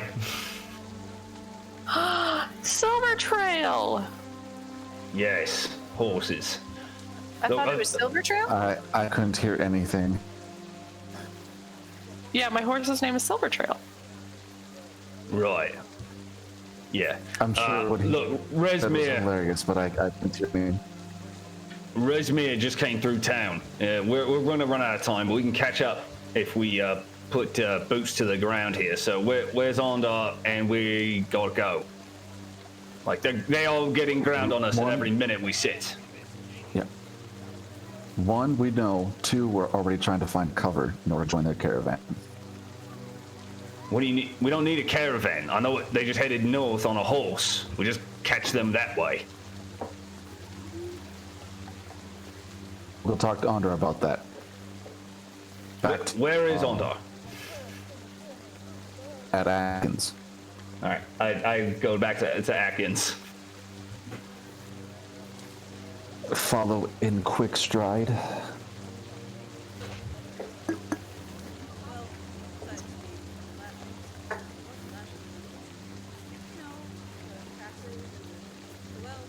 Right, so we will go back to Atkins Celeban's yard.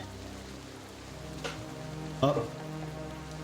Alright, Ondar, so you are taken out to Akin, overlooking his yard of freight equipage and everything.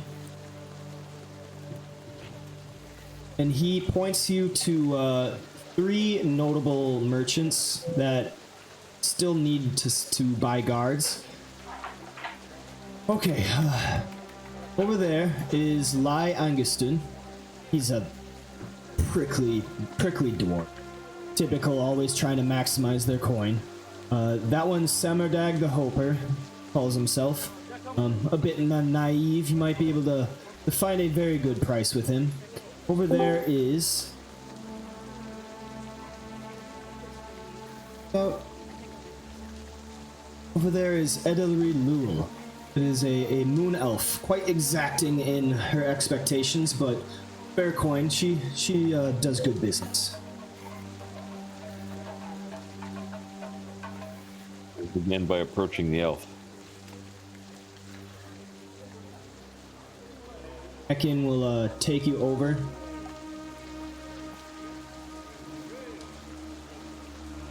We'll make introductions. Miss Lul.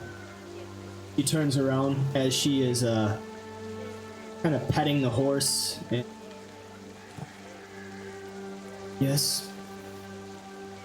May I introduce you to an acquaintance of mine? I will interrupt him and introduce myself in Elvish as Ondar Stillhawk from Tether. She smiles at that. Akin, ha! Oh. Seems you are well acquainted. In any ways, he speaks to her. I will leave you be. I give my regards to this man and his company. And then walks off. Continuing to converse in Elvish, Ondar will tell her, I have been led to believe that you are traveling with a caravan to Waterdeep, departing today or tomorrow, I believe. She responds in Elvish the same.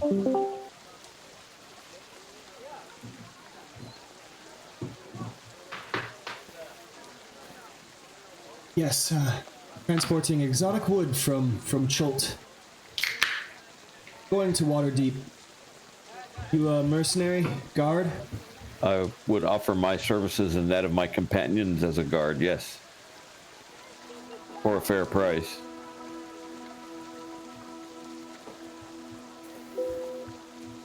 What's up?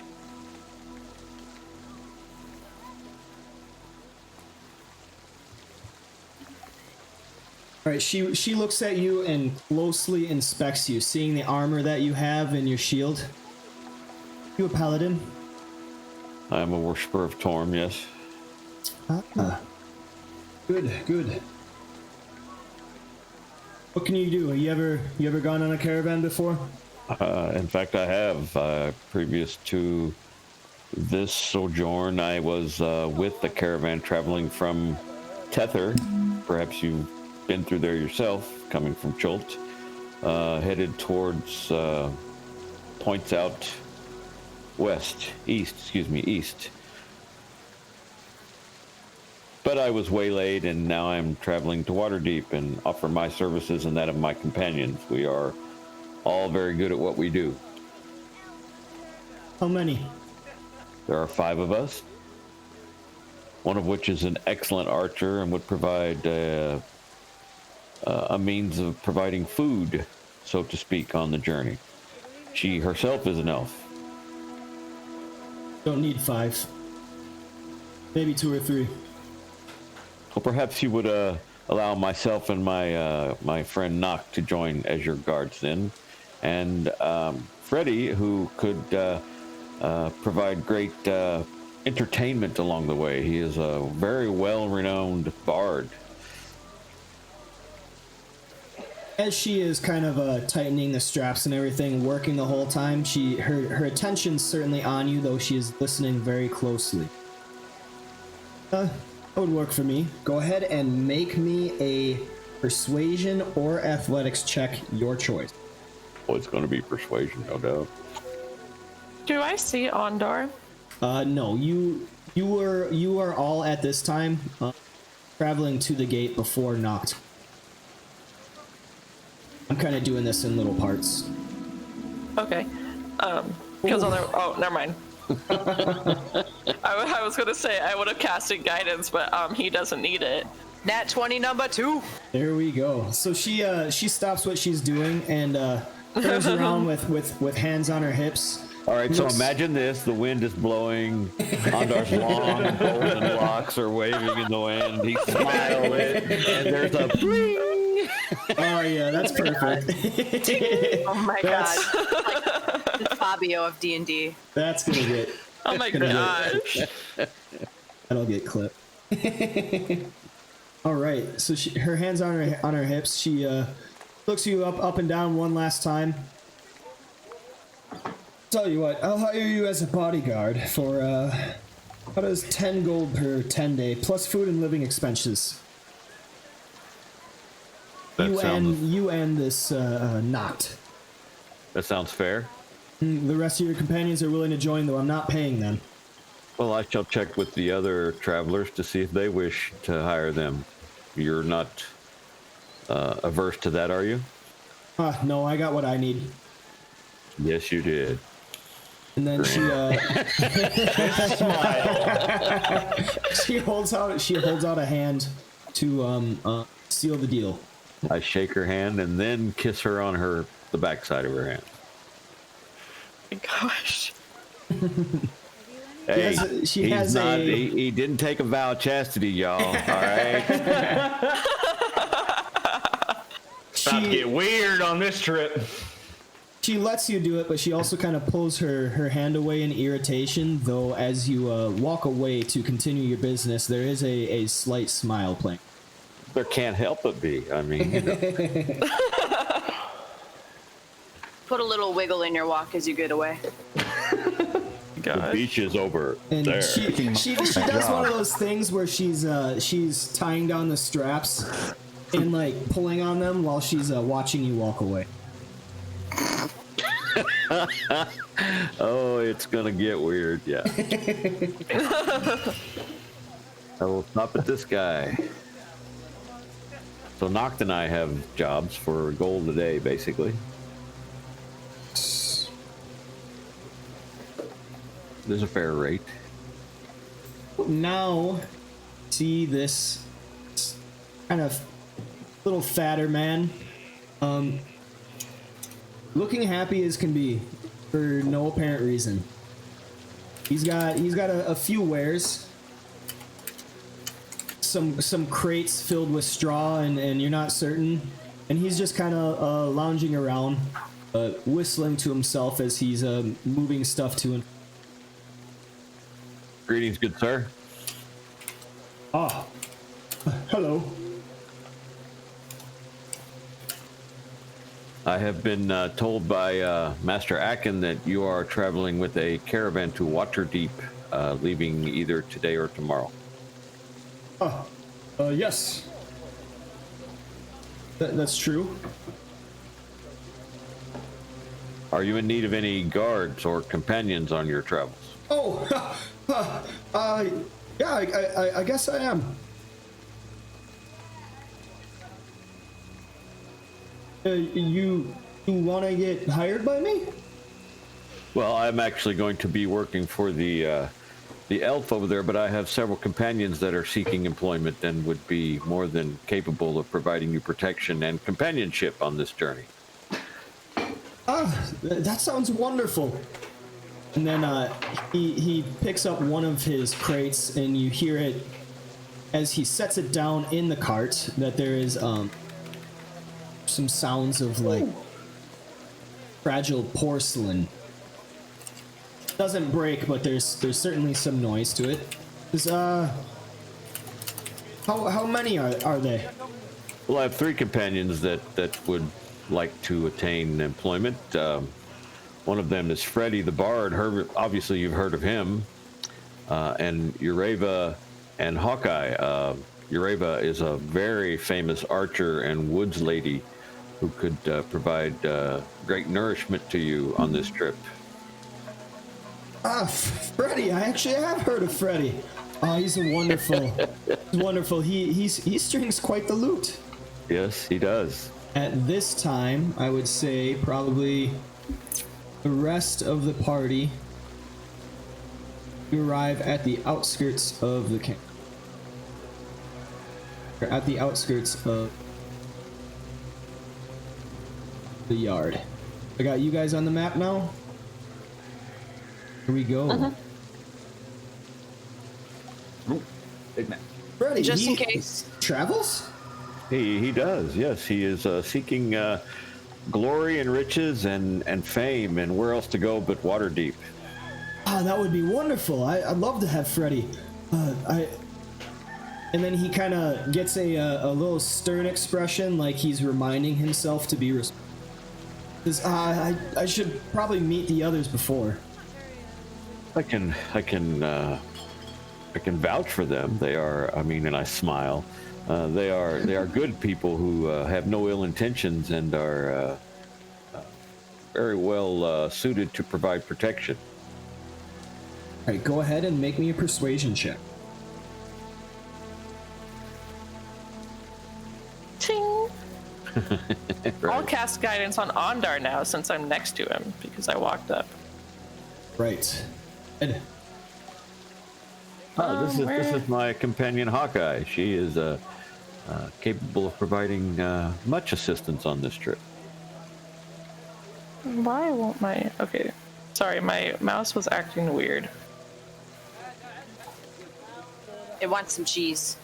All right, so just as you are in this negotiation with Semardag, the rest of your companions come up. And the rest of my friends. Ah, yes. Okay, Hawkeye, Ireva, and Freddy. Each one of you could roll me either persuasion or athletic. Jake? Pretty offline? Yeah, I saw that. Yeah. I don't know if his internet just did a little bit of a nap or what, but... Probably. He's been having... I did see that. Okay, you said persuasion or what? I'm sorry. Persuasion or athletic. I'm gonna cast guidance on them. Oh, shoot. Ooh. Well, I'm gonna do this. Who needs to roll? So Freddy, me, and Nox? I got Freddy. Freddy got a 13. Oh. Okay. You didn't let me cast guidance on you first. Go ahead and roll a d4, Ireva. That'll be added. There you go. Noct is with on. He doesn't have to. Oh. And then I'll cast it on myself. Yep, just. Can I... So instead of persuasion, you said athletics too, correct? Yeah, Ready? either or. Okay, I'll do athletics. You said acrobatics or athletics? Sorry. Athletics. Okay. Yeah, I'll do the athletics. Wow. She trips as she comes. Did you get your? Yeah, I tripped. Did you get guidance on yourself? I did. That's the 3. Oh, I got. Oh, never mind. I didn't. No, that was your athletics roll. Okay, so you need to roll a D4. Hey, that's better than a 1. All right, so he Samardag looks at Hawkeye, then looks over Ireva and Freddy. Then he walks over. Freddy, you're looking to be a guard? Yep. And these two, you know what? Tell you what, I'll hire you for my sergeant. How does that sound? Be 8 gold pieces for a 10-day, and then food and living expenses on the road, and then you can be in charge of the others for 5 gold pieces a 10-day. 8 gold pieces. Yeah, that's the going rate.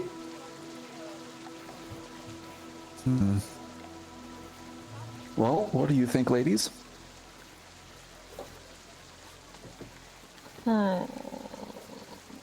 Would you be opposed to occasionally taking the heat of battle? To occasionally I'm taking sorry. what? Taking what? Taking command in the heat of battle? Taking command in the heat of battle. And Here, then I'll I'll just whisper try it to out. Freddie. I might not listen to you, but like for purposes of getting to go somewhere, I might do it. I give Freddy a flat look and I say, "You better not have me do anything too stupid, half-elf."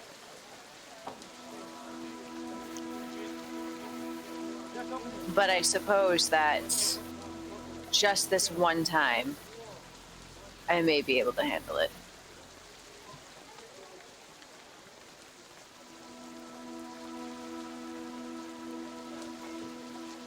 Excellent. It's settled then? And Samardag kind of looks hopefully at the 3 of you. So the deal is Freddy is a sergeant. Ireva and Hawkeye will be regular guards. Freddy getting 8 gold pieces per 10 day, and the other 2 getting 5 gold pieces per day. We'll all having your food and living expenses paid.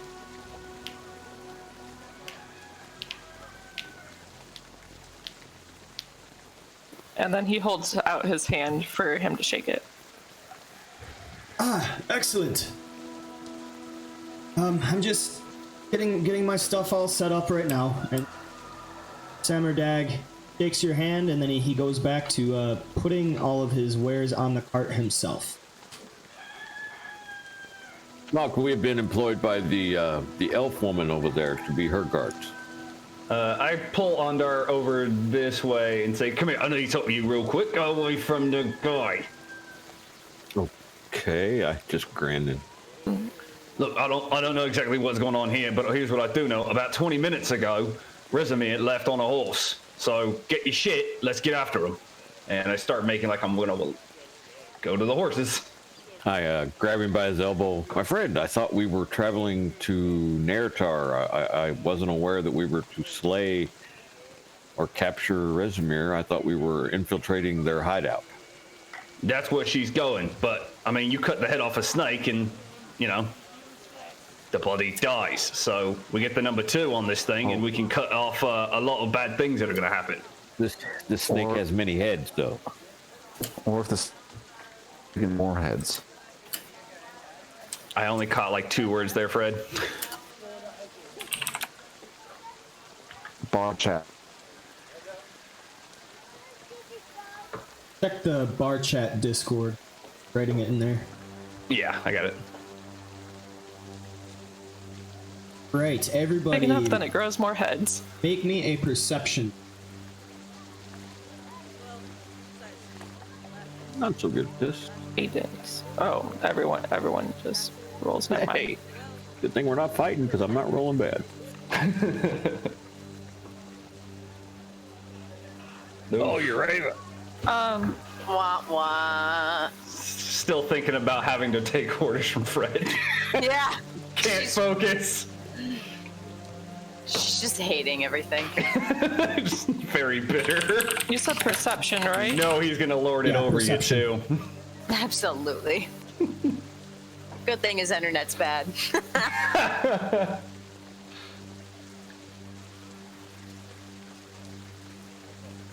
I don't know why to roll the d4 because I mean I did it. Oh. I was like, I casted guidance on myself, but You're it didn't not, roll you're the not d4 doing the for second me. part. That second effect is the one that actually does the defense. Oh. I understand.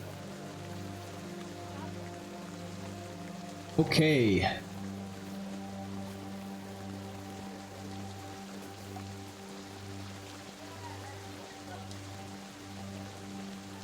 Catch at the chat there, Jim.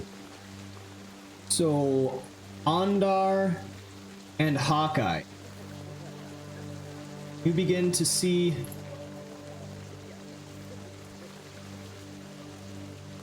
some humanoids, halflings, dwarves, humans, you name it.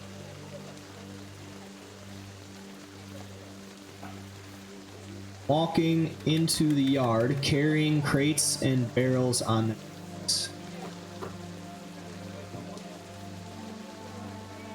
We'll I think Cap is knocked that and- what? point at them. Right. Anyone closely looking at these can make another perception.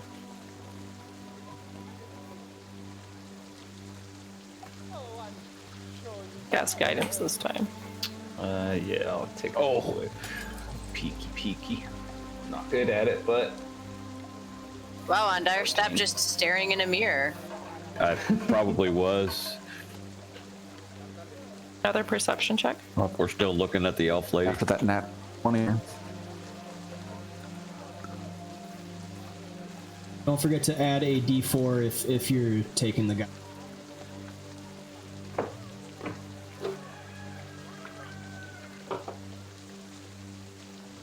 He's having trouble getting back in the game, apparently.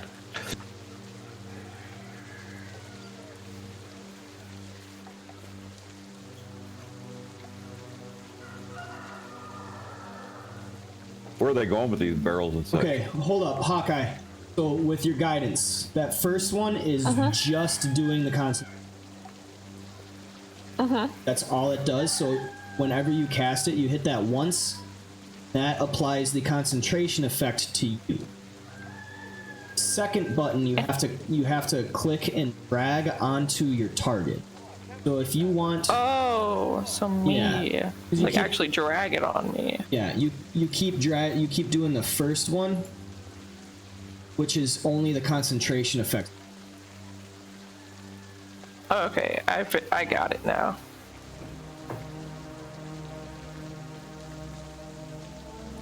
Freddy's gonna do chin.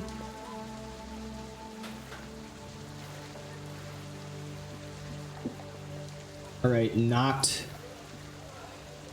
You swear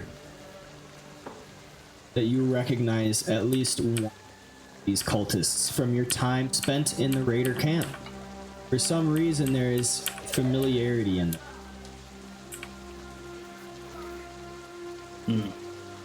You all see them basically just walk over and begin to stalk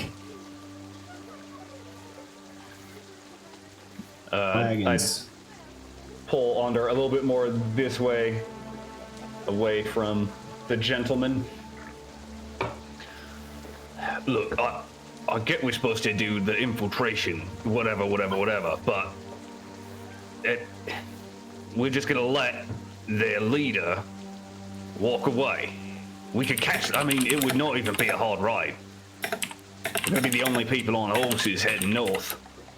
But wouldn't that alarm them that someone is tracking them? You mean when they see us coming up on them? Yeah, probably, but it's not going to make a lot of difference when we then, deal with them aggressively. I see what you're saying. And then these travelers here. Well, what are they going to know? The boss is dead in a field somewhere where we left a body. I understand. And how many guards did this Rezmir have? 4. 4, right? It was 4. So Rezmir had a couple carrying the palanquin. We'll say that it was 6, and then 4 actual bodyguard. Right. Guards were not the ones carrying the palanquin. She had people carrying that plus guard. Correct. Okay. So then round it up, say 8 then? 8 to 10? 10. Okay. They all went with her as well? Yep, 10 were with her. That was her personal. Okay. So 10. And you think us 5 can take 10 plus her? Well, let me just put it this way. If she was second to Cyanrath and we killed him, what's to make you think she's stronger than him? It's not good logic, but it would be Nox logic. Andar will place a hand on Nox's shoulder and look at him and says, "If you remember correctly, I was not fully conscious when you all destroyed Cyanrath." Well, you were there for a lot of it, though. Remember? I bit him in the face. I don't think I remember that part. Maybe you'd already passed out. Fuck. I think I understand your eagerness to rid the world of such an evil thing, but I think safety would say that we travel incognito, and when the opportunity presents itself later to deal with such a vile creature, we do so. Isn't that kind of like lying? And we're not supposed to. That's not lying. That is, Storm tells us to understand that. I will look him square in the face, and I will say that you have to be smart in the way that you deal with evil. Well, in other words, don't be lawful stupid. Like that joke. I guess I thought we were supposed to, put an end to evil before another town is Seek not only courage, but also wisdom.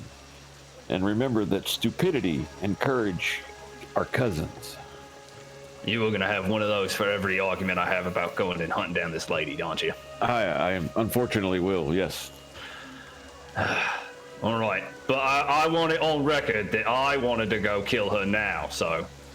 I understand completely, my friend. Well, let's go grab our shit and get on the caravan then. Right. And you're making coin on this trip. You should be happy about that. You're getting a gold piece a day, plus food. Well, what are we going to spend that on? We'll leave in town. Well, we're going to Waterdeep. I've never been there. I've heard it's monstrous and huge, and there are many wonders to behold. Oh, that is probably true. And it will be nice to see that town. I worry we will not get a long stay if we're going to stay with our cult. They probably don't do shopping days. We shall see. And I lead him back to the group with a big smile on my face. And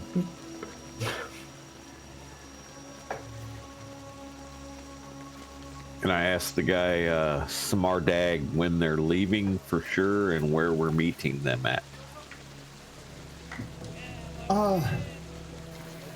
Well, as soon as I get my stuff, I'm gonna go join the caravan. I think it's setting out 2 hours after midday. Very well. We must go collect our horses and our gear. Oh, you got horses. Oh, that's nice. And then he continues to stuff. I'll go check in with the elf lady and tell her that we will meet her at the assembly point, and I will introduce Nock to her. Right. She's gonna love this. A moon elf and a fucking half orc. Before we do that, perhaps somebody should let Akin know. Maybe he can get wood back to on Thar. Right, the names are so close together. Yeah. they unfortunately. On Thor, on Dor. You gotta hit the. And my grandfather, whose name was On Red. Oh my god.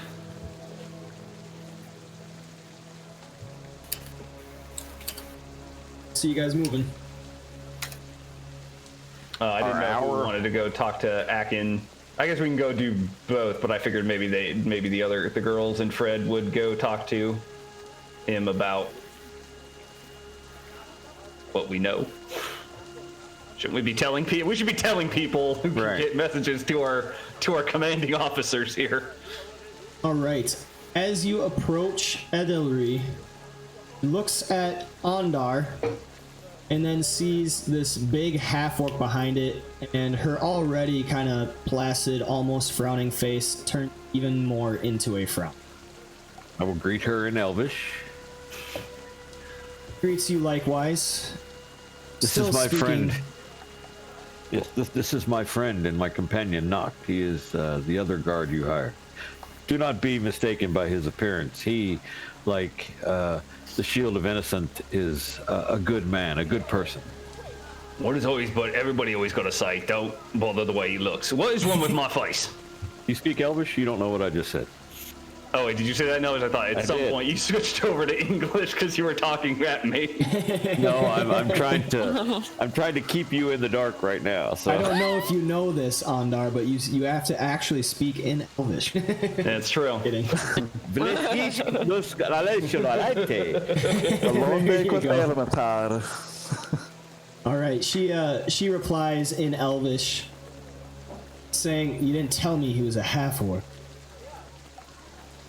Oi, why are you talking in your weird prayer talk? I don't like that, Ondar. You know that.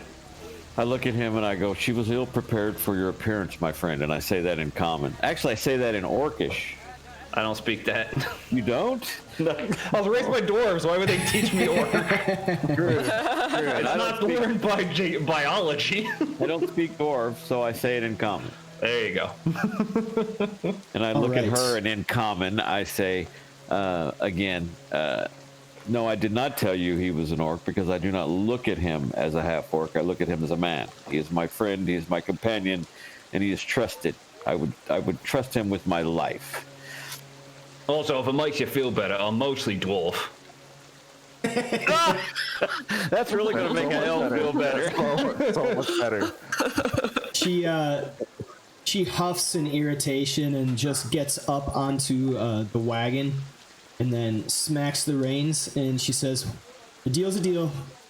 I'm making my way to the caravan. Follow me." We're going to get our mounts, and then we will join you at the rally point. Understood. This whole time, I'm also trying to keep an eye on all these humanoids that are loading these wagons over there. Just, glancing at them. I don't want to be thought of as, staring at them, but I'm trying to take in what I can and pick up things like weapons, armor, anything they may be carrying, You're gonna make the moon elf lady jealous. She'll get over it. Bling. All right, so your perusal of these cultists, that you do know that they are cultists, I'm assuming Noct told you, doesn't show anything too conspicuous besides the fact that all the goods are locked tight and enclosed in crates and barrels unseen from wandering eyes. Not out of the ordinary for various merchants who travel the world, but also the group tends to stick to itself and doesn't chat much with anyone else who is not their own. So no 5-headed dragon symbology or anything like that. Okay. It is all tucked away. Edelri just turns her horse.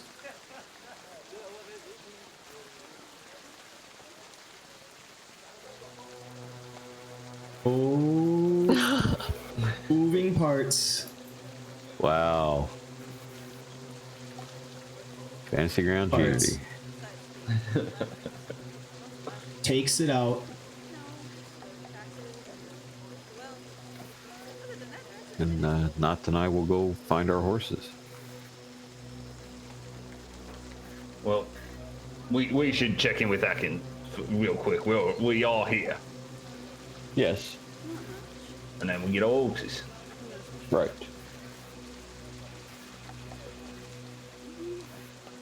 Last you saw, Akin went inside his. Go knock on that door. After a little bit of time, hear footsteps approaching, and then the door is opened by the elder gentleman, Akin Celeban. Ah, yes, Master Half-Orc? Oh, right. So I need you to get a message back to Froome. One, I saw Resmere. His eyes get really wide and goes, shh, get inside. You are a little jumpy about that. Like, it's just Ondar. I mean, this, Ondar, he's okay. He talked to you a lot, right? I mean, you did talk to him, right? This is a good guy. Yes, this is the right guy. He puts his, sometimes humans all look alike. He puts his hands on his temple, and he just goes, "Ah, yes, but there is always need for secrecy. Right. You understand if people knew all of my connections, my business would probably flounder. I feel we do not even know all of your connections. Oh, so see, yeah, no, Then I am don't. doing something right. Anyway, yes, I understand. I've already prepared a message to be sent to Leosin and Onthar. All right, well, just, let them know about Resmere. Resmere?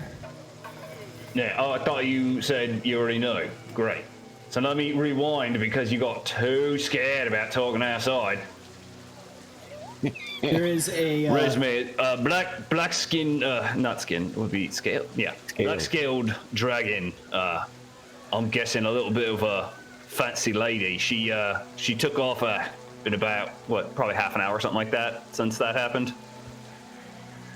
Yeah, probably half hour to 45 minutes. Less than an hour ago, she and a little retinue of guards took off on horseback, heading up to Castle Neratar themselves. I'm guessing to, plan things before the rest of the caravan gets there. So we have decided not to chase her down. Pat on the back. Nod. I love that. We decided not to chase. But if you could get word to the rest of the gauntlet, it might be in somebody's best advantage to know that she's on her way. A slight frown of irritation crosses Akin's face just as quickly as he gets rid of it. Says, my apologies. This is definitely dire news. So you mean to tell me you saw Resmere, this black half dragon? Well, I caught a glimpse of her. She was in like a little carry box. A bunch of people carrying her. I guess it's a rich people thing because it was also very soft inside. And then he looks to you, Ondar, at that and says, the palanquin. Yeah, that is that what that's called? It was like a box that people were in. Yes, draped in cloth so that you couldn't see inside. It was nice. The one that was here earlier. Yes. Any more information? Otherwise, I should get this note delivered off quickly. No, I mean they just whatever happened with you guys seeing her. She went up, got horses, and they took off. Like I said, she seems like a fancy lass. Thank you very much, Master Half-Orc. We'll get this. If there's no other business, I will get this delivered off quickly. We gotta get our horses. Thank you. Thank you. Good luck and Godspeed. Yes, Torm's blessing upon you.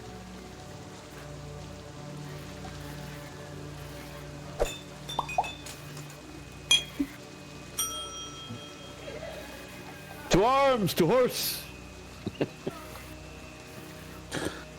Just to make sure that I didn't miss anything when I was on the Fritz there, we signed up with Samardag, right? Yeah, the hard dog. Samardag. Oh, sorry, Samardag. All right. Yep. And he really likes you. Yeah, He he really is likes a you. fan. So I'm assuming it's because of my my bardic ways for the past week and a yes. half or 2 weeks, Yeah. whatever. He's, Okay, Yeah. he's fangirling hard. Yeah. gotcha. Okay. He is happy to have hired. It's gonna get weird on both caravans. All right, so Ondar and Not have managed to cut a deal for personal bodyguards. Edelry, Luel, the Moon Elf Merchant, Freddy, Hawkeye, and Ireva have managed to get hired on by Samardag, Oper, a naive merchant. After they take a final round of inspection of their equipment and preparation, they set forth out of Celeban's yard, all of the merchants, as well as the cult wagons, getting packed and covered in cloth. We got our horses, right? Yeah, I think that's yeah. just narrating. Okay. Just So making you sure. see Thank some you. of the cult of the dragon packed with unknown treasure spaced out along the caravan ahead and behind you, unidentifiable as anything other than typical merchants heading northbound. You have gotten your horses and you all have them ready for the journey as well, for the stables have packed and the grand total for stabling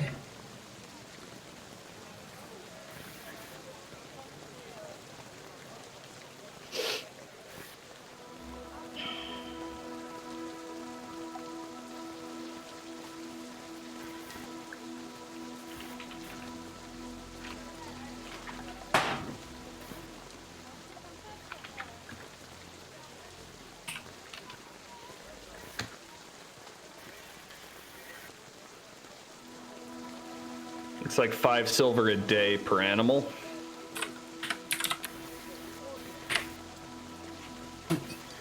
So 65 silver per horse. All right. I'll take that out of your silver inventory. How much would that be in gold? Because I only have 29 silver. Yeah, I gotta do some math. 6.5 gold. Yep. 6.5 gold. So we'll take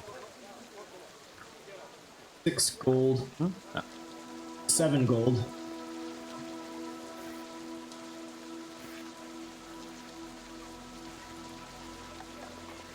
I fixed mine. And then how many silver pieces per gold? 10 silver 10. per gold. Okay, 10 copper per silver. perfect. Thank you guys. 10 gold per platinum. Which really, platinum only comes in if you actually carry weight on gold, because otherwise it's just a lot of math. Yeah. Playing one campaign where we cared about that and we came across a dragon stash and it was like, there's 6,000 copper here. Like, well, don't. We're not carrying copper. Right, Can we right. not- Leave everything. We go top down on money, baby. Yeah. Gems first, then platinum, then gold. I got your total if we have the weight. for you, Hawkeye. Yeah, one gold piece is worth 10 silver pieces. Could also do 6 gold and then 5 silver. I did. I just took off 7 gold and added 5 silver.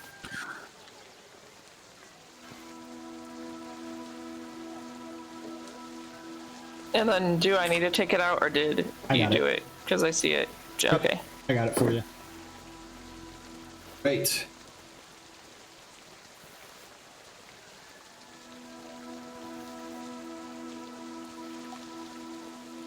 Everybody make me a last perception check.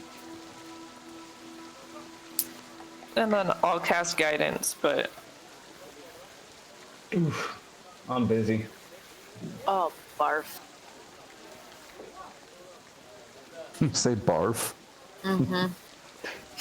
Well, I get one nat 20 and the rest of them just decide to fart out. Alright, so moving forward, whenever you guys are going to make a check, make sure you wait to get guidance, because I'm going to start allowing that if you roll, or if you make the roll before the guidance goes on you. Oh, you were letting us do guidance for. Oh, okay. So she can cast guidance on every one of you. I mean, Right, but I mean, if it's a simultaneous, then she can't, because it still takes 6 seconds to cast. yeah, Basically, it's gonna take more. It's gonna take more time to retroactively try to figure everything out if we just take it one at a time, do the guidance. So wait until we see guidance actually come yeah, up and then however you want to do it. I mean, Say I don't know where my you're gonna make your token roll. is. Say you're gonna make your roll or whatever. I'll get your. Okay. Should have. If you double click on your token in the combat tracker, it'll center the map.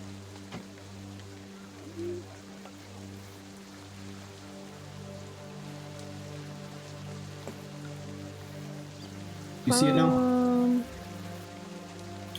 No. Double click on your token in the combat tracker. You're just like northwest of the Black Gates on the road. Hawkeye, in the combat tracker, double click on your token.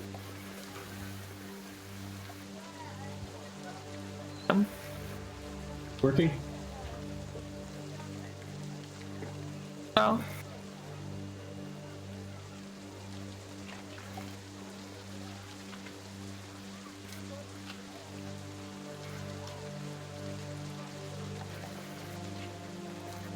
say, to be fair, it doesn't do anything when I do that either, but... Yeah, it doesn't do it for me either. But double clicking on your token in your character sheet works. Right hand, one at the top on the right hand side. Yes, not the one on the left, the one on the right. Oh, yeah, that works. You are just above the Garenmore stables. Garenmore stables. Yeah, all of them now. Okay. Sorry. So, with the guidance thing, it's fine if you roll them all at once, but you're going to want to get that D4 as part of that. So you're going to have to wait for Hawkeye to put it on you, or else you're going to have to roll a D4, but we got to know what's going on. Well, I mean, yeah, I understand that, Okay. but, you know, my point, and I think Nox's point too, was her casting that as an action, right? Right. Generally, with guidance, you don't get to cast it unless she would have to know we were going to do a thing to cast it. She can't cast retroactively to things we don't understand are happening. So Exactly. we're kind of OPing that right now for a cantrip that's like a permanent bless. Yeah. That might be kind of OP. That's the point I'm trying to make. So, like, you guys have to Okay. state that you're doing something, and then she would have to, like, in real time, cast guidance on you. So, like, Yeah, I when think that would be when better. we're out of combat, I'm not that worried about it because, like, certainly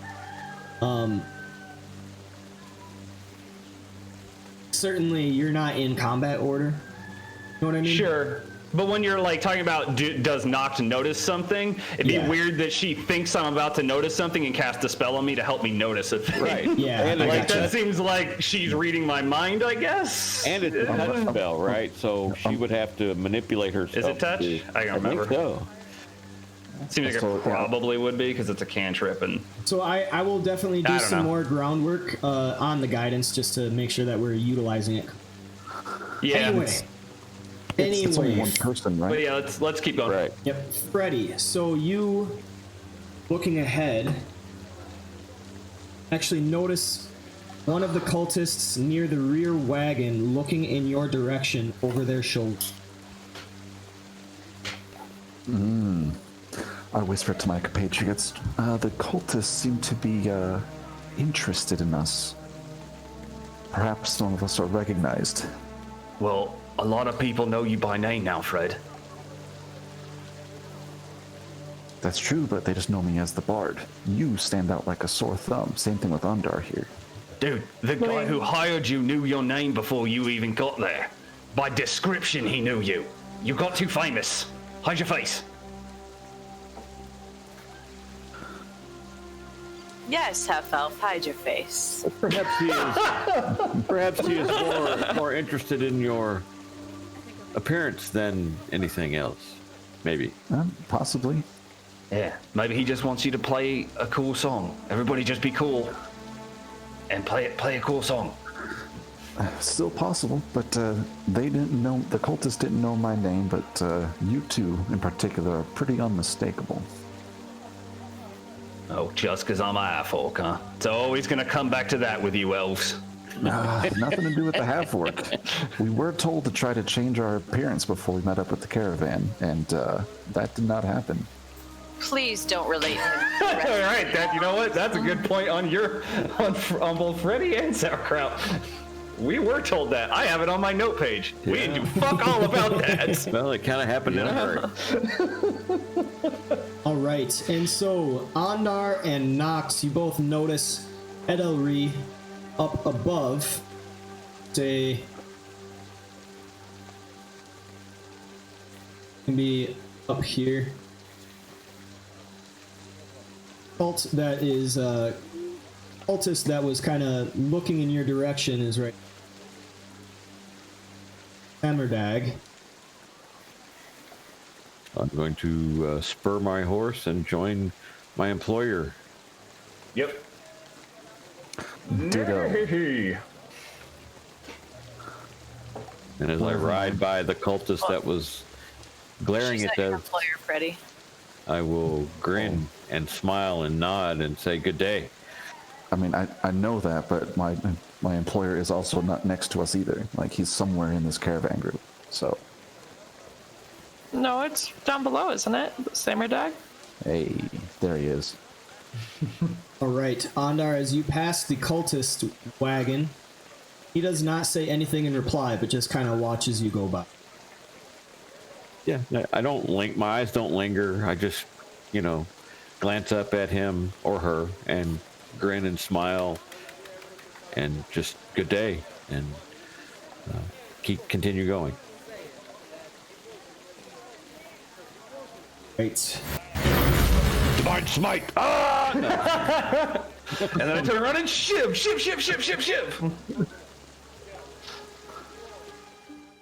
Again, trying to take note if he's wearing armor or she, armor, weapon, what might they be? So this particular cultist is just wearing like regular trap. You do not see any weapons or armor on him. Likewise with a lot. It's telling. Right. Right. They're not traveling like we are with me, So with your hiring, as part of the caravan guard solidified and the wagons and carts full of their goods, you now step forward and take the first few steps into the long journey ahead. It will take around 2 months to reach your destination. Waterdeep is a 750-mile stretch of road north. The way forward isn't so dangerous, but nonetheless it is always a good idea to hire out for protection, as dangers will always present themselves to those unprepared. Faerun is home to many creatures and monsters. The walls of the great port city dwindle down to just shapes on the far horizon while your horses walk beneath you, carrying you forward along your quest. The sounds of the caravan thrum with the road, merchants and their company exchanging tales and stories, legends and gossip, wishes and plans, and occasionally utter silence by the many various personalities you travel with. As darkness begins to descend upon the landscape, the noises dwindle down to hushed conversations and the rattling of wheels upon the dirt path. Oil lanterns are lit and hung from the sides of wagons. You each sit in your saddles with the apprehensive knowledge that you have successfully struck out in pursuit of the cult, but also that there is much time between here and Waterdeep where your contracts of employment expire. Who knows what trials will present themselves along the way. And this is how we will end the session. Huzzah. Hope you guys Ondar liked gets it. stabbed in his sleep. Oh, I actually really liked that. I really enjoyed that session. You guys did as well. Oh, yeah. Yeah, no, it was fun. Despite the internet issues, I still enjoyed it. Yeah. One day you'll be back to normal. Yeah, because it'll be a few months, but yeah, one day. So thank you so much for showing up, guys. I will see you next Monday, same time, 10 a.m. Excellent. Session 3. Sounds good. Cool. Till next time. Happy New Year's, fellas. Happy New Year's. Happy Same New Year. around.